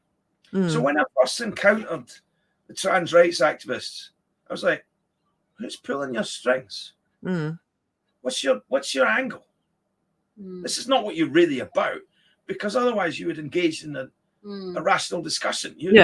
Something else." And I didn't know anything about the politics. Elenor, knew a lot more because back, as a man, you can't really call yourself a feminist, no matter how good your intentions are. No man becomes. Although I'm saying that right now, I'm just kind of like, the bar has gotten so low. It's like, are you aware that there are women and they're men and they're different? Well, it's like, you're in, Nick. You're in. You're in. Yeah. I read Kollontai when I was 18. And it's like, do you think that the penis is a female sex organ? No, you're in, Nick. Well, it's a very low bar. But as I say, I read Kollontai when I was 18. It's just, that Marxist feminism, that's what socialists think, isn't it? And obviously these days that would be called. How wrong you were. And I just didn't move. I just didn't move from that position. That's been my position ever since. They've been trying to trans Marxism too, though, Nick. Are you aware of any of this craziness? The trans Marxists and it's just like, I'm all okay. It's very silly analysis. It's just basically like leave the dead beard on the ground. No, they're like this, aren't they? They're like, well, it's a class issue because some people are working class and they want to do it. Yeah. Do you know that there are some trans people? There's people who say they're trans who don't have a house. Do you know that? You evil woman. Well, and I'm like, well, do you know that if you improve housing policy, that fucking helps that person too? Do you know that? Well, when I was at Living Rent, I'm sorry. Straight face, and bear in mind, I'd just run the national campaign around the Holyrood elections, and I was focusing on the fact that we'd demolished 68,000 public homes, hadn't replaced them. We're beginning a new round of public homes demolition, and we had all these areas of brownfield land, and they were being privatized, and we should be using that to build public housing, right? So that was the focus of the campaign.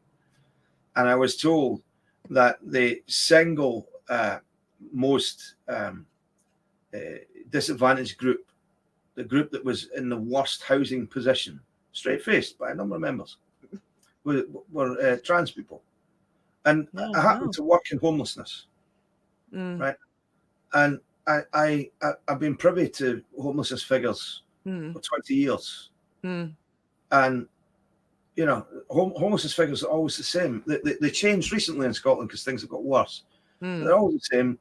It's women in their bairns who got battered. Yeah. Right? It's people with drug and alcohol problems. And it's people who lost their home from economic circumstance. Yeah. And they're pretty much always tend to be working class people, right? And you can even tell just looking at the names, like Scotland, the way Scotland has an ongoing problem with kind of anti-Irish racism. It's been a long-standing problem in our society, right? And you can tell people with Irish names, people with first names have got a hyphen between them. They are preponderant in statistics. People with unusual names, made-up names, don't rank.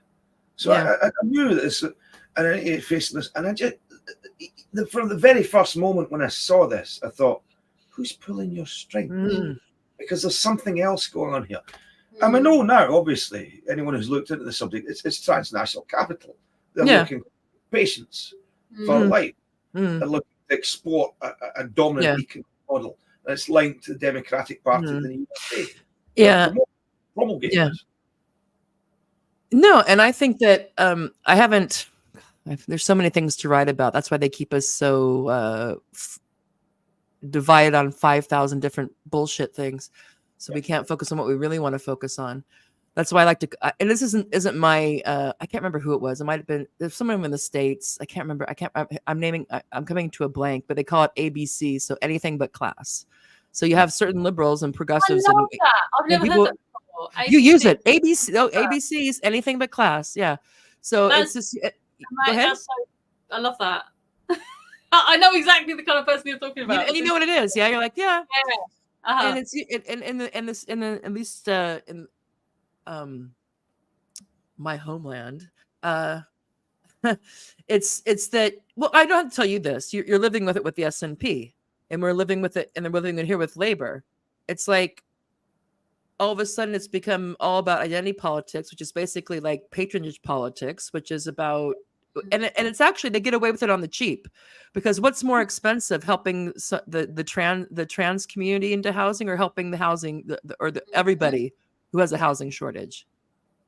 I mean, and I don't know how calculated it is, but it's just, and then once you see it, you're just like, okay, well, this is and that, so many leftists, or I'll just say Marxists, just like, I don't know if there's, like you said, like, or Laura said, they're just scared. They just don't want to deal with that crap. Yet they end up reifying it. They end up reinforcing it. They use the language, Yeah. And I'm like, well, if it's like, okay, you're telling me you're a Leninist Marxist, and then go ahead. Sorry, Nick, go ahead. That's why the right has had such cut through. When you look at Posey Parker, and the fact she just, although she's clearly a person of the right, the fact she just says, non-binary is nonsense. Because she's willing to say it out loud, clearly. Yeah. And it's been so damaging to the left, the whole TLRA thing, because they convinced a lot of the liberal left to just follow them, and and chant along with them and nod along, and everybody else looks at that and goes, well, left-wing people are mad. Yeah. Look at the stuff that they're willing to go along with.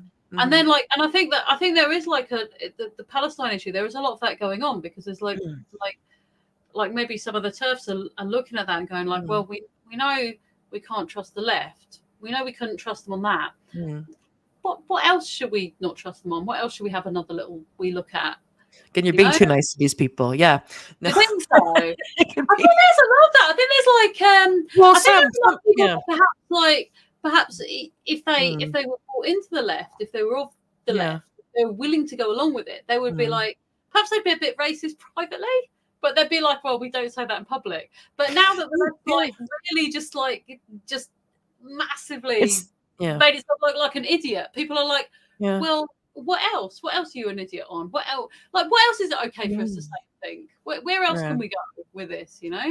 Yeah. I mean, I could get myself in trouble, but why not? I mean, I'm already exiled from academia, so screw it. But so everybody, we're free and loose now. The first part was more, let's see what Nick has to say, because and I also want to know what Nick has to say about his campaign for Glasgow North with the ALBA Party, which is first and foremost focused on Scottish independence, and is very much for a ceasefire and recognition of a Palestinian state, and the bringing to justice of all those who are responsible for the ongoing horrors in Palestine, Gaza. But now we're a bit free and loose, because I've had a glass of wine and it's late, and we're talking about gender, and you got to be free and loose to talk about this. But if I may ask you something, and you can say no comment, Nick, because you are trying to get votes. But, and this might not be, I probably picked this up from someplace, but it's almost like somehow the LGBTQ plus kind of got on the top of the pyramid in terms of favored caste or favored marginalized group or something. So it seems like it seems like trans, non-binary, all this made up. Well, okay, all this stuff after. I have the LGB, and then I usually try to separate out the make believe and the medical modifications and whatnot. And it's like, and I also think so, to bring it back to try to focus on the material analysis, although we're constantly invited and encouraged to not see it. I think also part of it is that once gay rights, it took a while, but once it started going, it was like, okay, we have gay marriage, we have equal rights in the States and the UK and all this stuff. You have these organizations and this money. What are you going to do next? What's your next kind of dragon to slay? What's your next group to include? And then all of a sudden, there was like, well, looking back, it seems all of a sudden, maybe it was all of a sudden, we just didn't pick up on it. Everything became about trans and about genders and all this stuff. And then it became, and it was almost like that all of these organizations that had cut their teeth on the gay rights movement, once that was achieved, just kind of, rather than saying, well, we're done, I guess we'll just dissolve, we're done now. Or we'll just kind of, we'll scale back to be more about, I don't know, whatever that would be, but just had to find this thing. And also, so there's that part. There's also the jobs in the HR sector or in the DEI sector about making up stuff. I mean, like looking for problems and making up solutions that there aren't problems that match them, and constantly having to be like, well, this inclusion. I don't know if you've had any kind of similar experience with that, or if what I said made any kind of sense in terms of what happened with you in Scotland. Yes. So there are many organisations which have wholesale adopted this ideology for financial benefit, and clearly my party's position is that the Scottish Government needs to get on with self-determination, not self-identification. And this is a foreign ideology. Yeah. We see it. It starts in postmodern academic writings from people like Judith Butler, which are incomprehensible to the vast majority of ordinary people, and then suddenly it becomes. And also people who are in the classes, by the way, but we just can't admit it. Well, I saw a really cool thing somebody said about Judith Butler. They said that Judith Butler reminds them of like some kind of like very dry mathematician or a theoretical physicist or something. So they're just working away on their own weird stuff, and then one day they wake up and find that it's essential for building a nuclear bomb. Yeah, and then that's like, there you go. How she, yeah. Like, well, I would, yeah. That is, oh my God, I'm going to steal that and I'm going to write a Substack on it. And Elenor, I'm going to send it to you and you're going to give me notes and then we'll co-author it because that is a fantastic thing. Yeah, trying to figure this out. Again, we'll put Judith Butler in the corner and Elenor and I will dig into that later. You have these postmodern academics, queer theory, which is really a rarefied thing. It's a means for allowing those people to continue in academia. It's not a social movement. But it becomes a social movement. And it becomes a social movement because it feathers a lot of people's nests. And those people are pharmaceutical companies. They are the people who are promulgating this. And it's already caused great harm. And I think certainly in Scotland and in the wider part of the United Kingdom, it's met its thermopylae in the Cast Review. So I think anyone now, and Patrick Harvey is really a victim of this because he denounced the Cast Review, and then our Holyrood leader effectively got rid of him. So Ash Regan said that our campaign conference weekend, Ash got the Greens out of government because they were cleaving to this foreign ideology. But if I go back to what I was saying before, when you see a wall of emotion which cannot engage with facts on any issue, you know that someone's at it. Yeah. Someone has an angle because otherwise they would engage. And people often believe very silly things. There's no doubt about that. There's no barrier to stupidity for belief, right? But most people are willing to engage in the dialogue about it. They will tell you why the earth is flat. They will tell you why birds aren't real or whatever it is. Right? But you're dealing here with people who simply will not have the argument. And as I say in the Scottish, no, they won't countenance anything but a complete capitulation and affirmation. That's it. Well, I think this is important. Yeah. Scotland's leading land reform campaign, Andy Whiteman, was in the Scottish Green Party as an MSP. And I was working for Living Rent at the time. right? And a long discussion of that. But Mm. he had the temerity to not vote on a particular motion. And he had gone along to a talk that some of his party You should comrades... say what the motion was. I can't remember the exact... I can remember the exact motion. So the motion was that there was... It was a piece of legislation that would have allowed victims of rape to choose the gender of the person that examines them at the hospital in order to collect evidence that they've been raped. Sorry. And the motion was replace the word gender with the word sex. And the Green Party argued against that. They argued that the feelings of somebody that's been raped are less important than the feelings of potentially a trans person that would feel validated by carrying out an examination of a woman that had been raped. Yeah. And that was the motion that he didn't vote against it. He abstained. And he got kicked out. And that wasn't enough. That was not enough. He got kicked out of the party for that. And he was seen as intellectually suspect because he'd attended a discussion by someone that his party comrades felt was a vile transphobe. And I saw the interview with him on the TV afterwards, and he was like a study in cognitive dissonance. He really... This is she's Elenor and this is Elenor. Oh, hi. Nice to meet you. I'm gonna have to cut this out. I never said where we live though, so we could be anywhere. Yeah, really. Okay. I'm in the United States. There you go. Are you going to bed? It's late. I forgot. You guys got extra 35 minutes, so bonus. Mother. Okay. Always good. Yeah. So I saw him interview. I'm glad she was dressed anyway. Yeah. I mean, she typically is. Go ahead. It was a case study on cognitive dissonance, right? The guy was in absolute bits. You could tell that he wanted very, very, very much to be on the right side of history. He's a good man, actually. Being a proper trans right, to be there with the party, but he just couldn't go there. And he was like a broken man, wasn't he? It was awful to watch. I just it's terrible. It was terrible. Point is this point. Can you imagine being in such a state over something so simple? He just didn't want people that had been raped to be examined by natal men. That's all. That's all. And also the fact, and I'm sorry, Elenor, the fact that we have to use words like natal man. I mean, I know why. I know what you're saying. I'm not trying to be like, oh, you can't use that word. I'm just saying, just the fact of it, and that you know, anytime you want to have a conversation, you just can't say like the clearest way of saying it. You have to be like, well.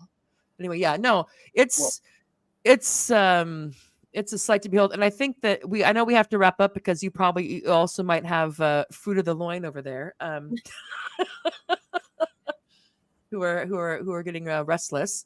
Yeah, I think that, and this is just another way of saying what you said more articulately, Nick, is that when something is like when it's just like this wall of emotion, and you're like, okay, this is a tactic, and maybe not the individual people involved, but like flanking this with this emotionality, and it's hard. We don't want to ask the questions we ask.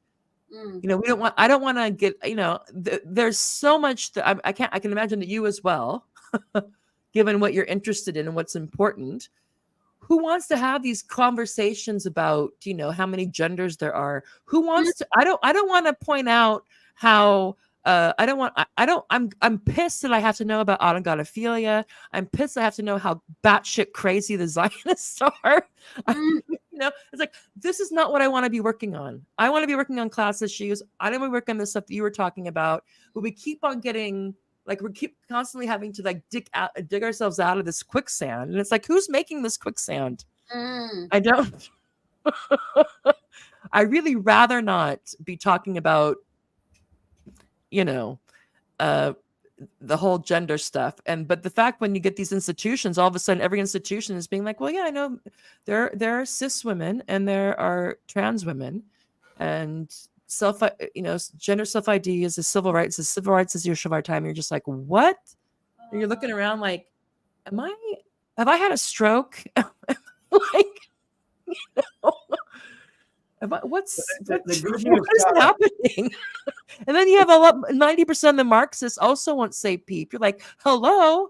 And then the feminists that want to say, yeah, if our feminism has to include men or trans men, women, or it's not feminism, and blah, blah, blah, blah, blah.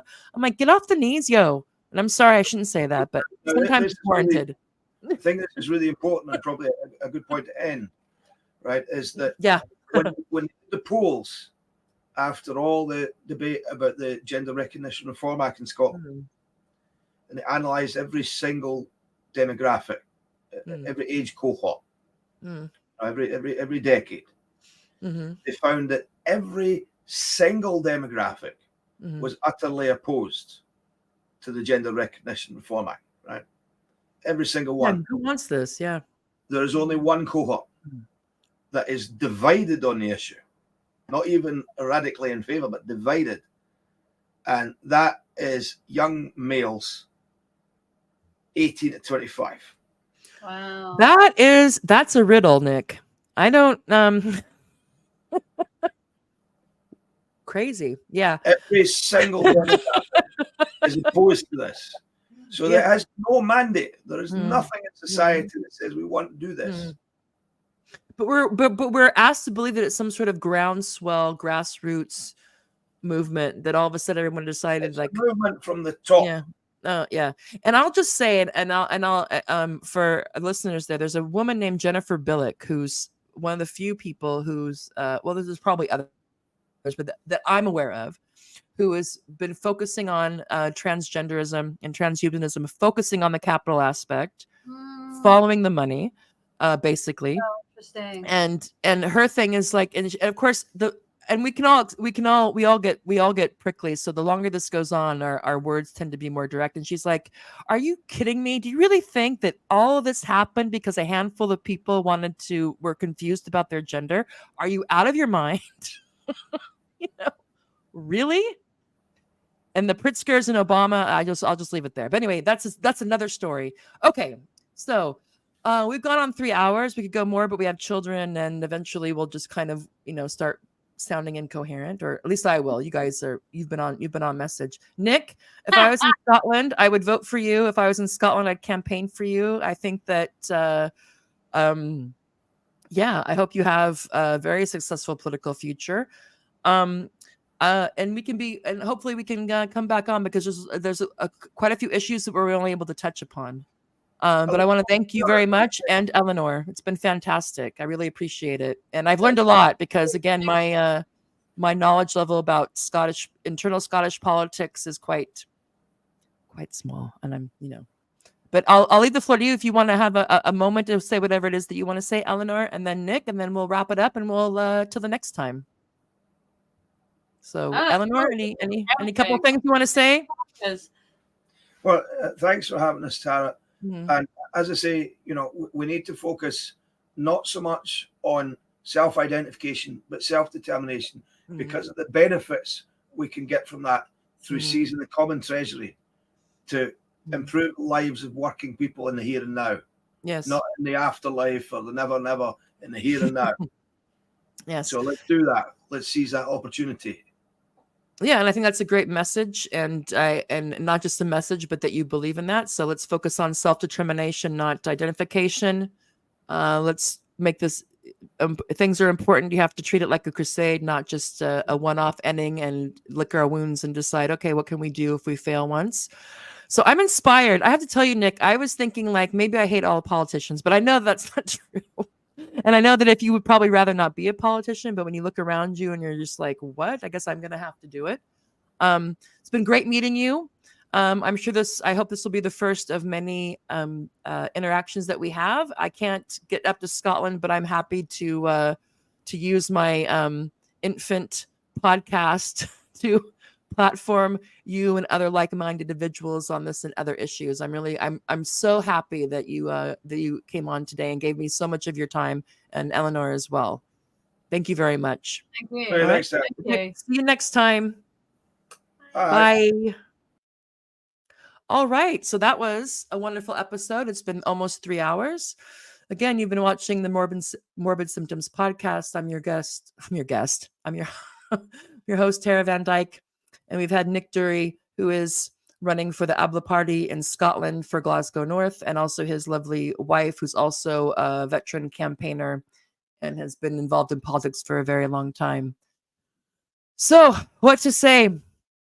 Scottish independence sounds good to me.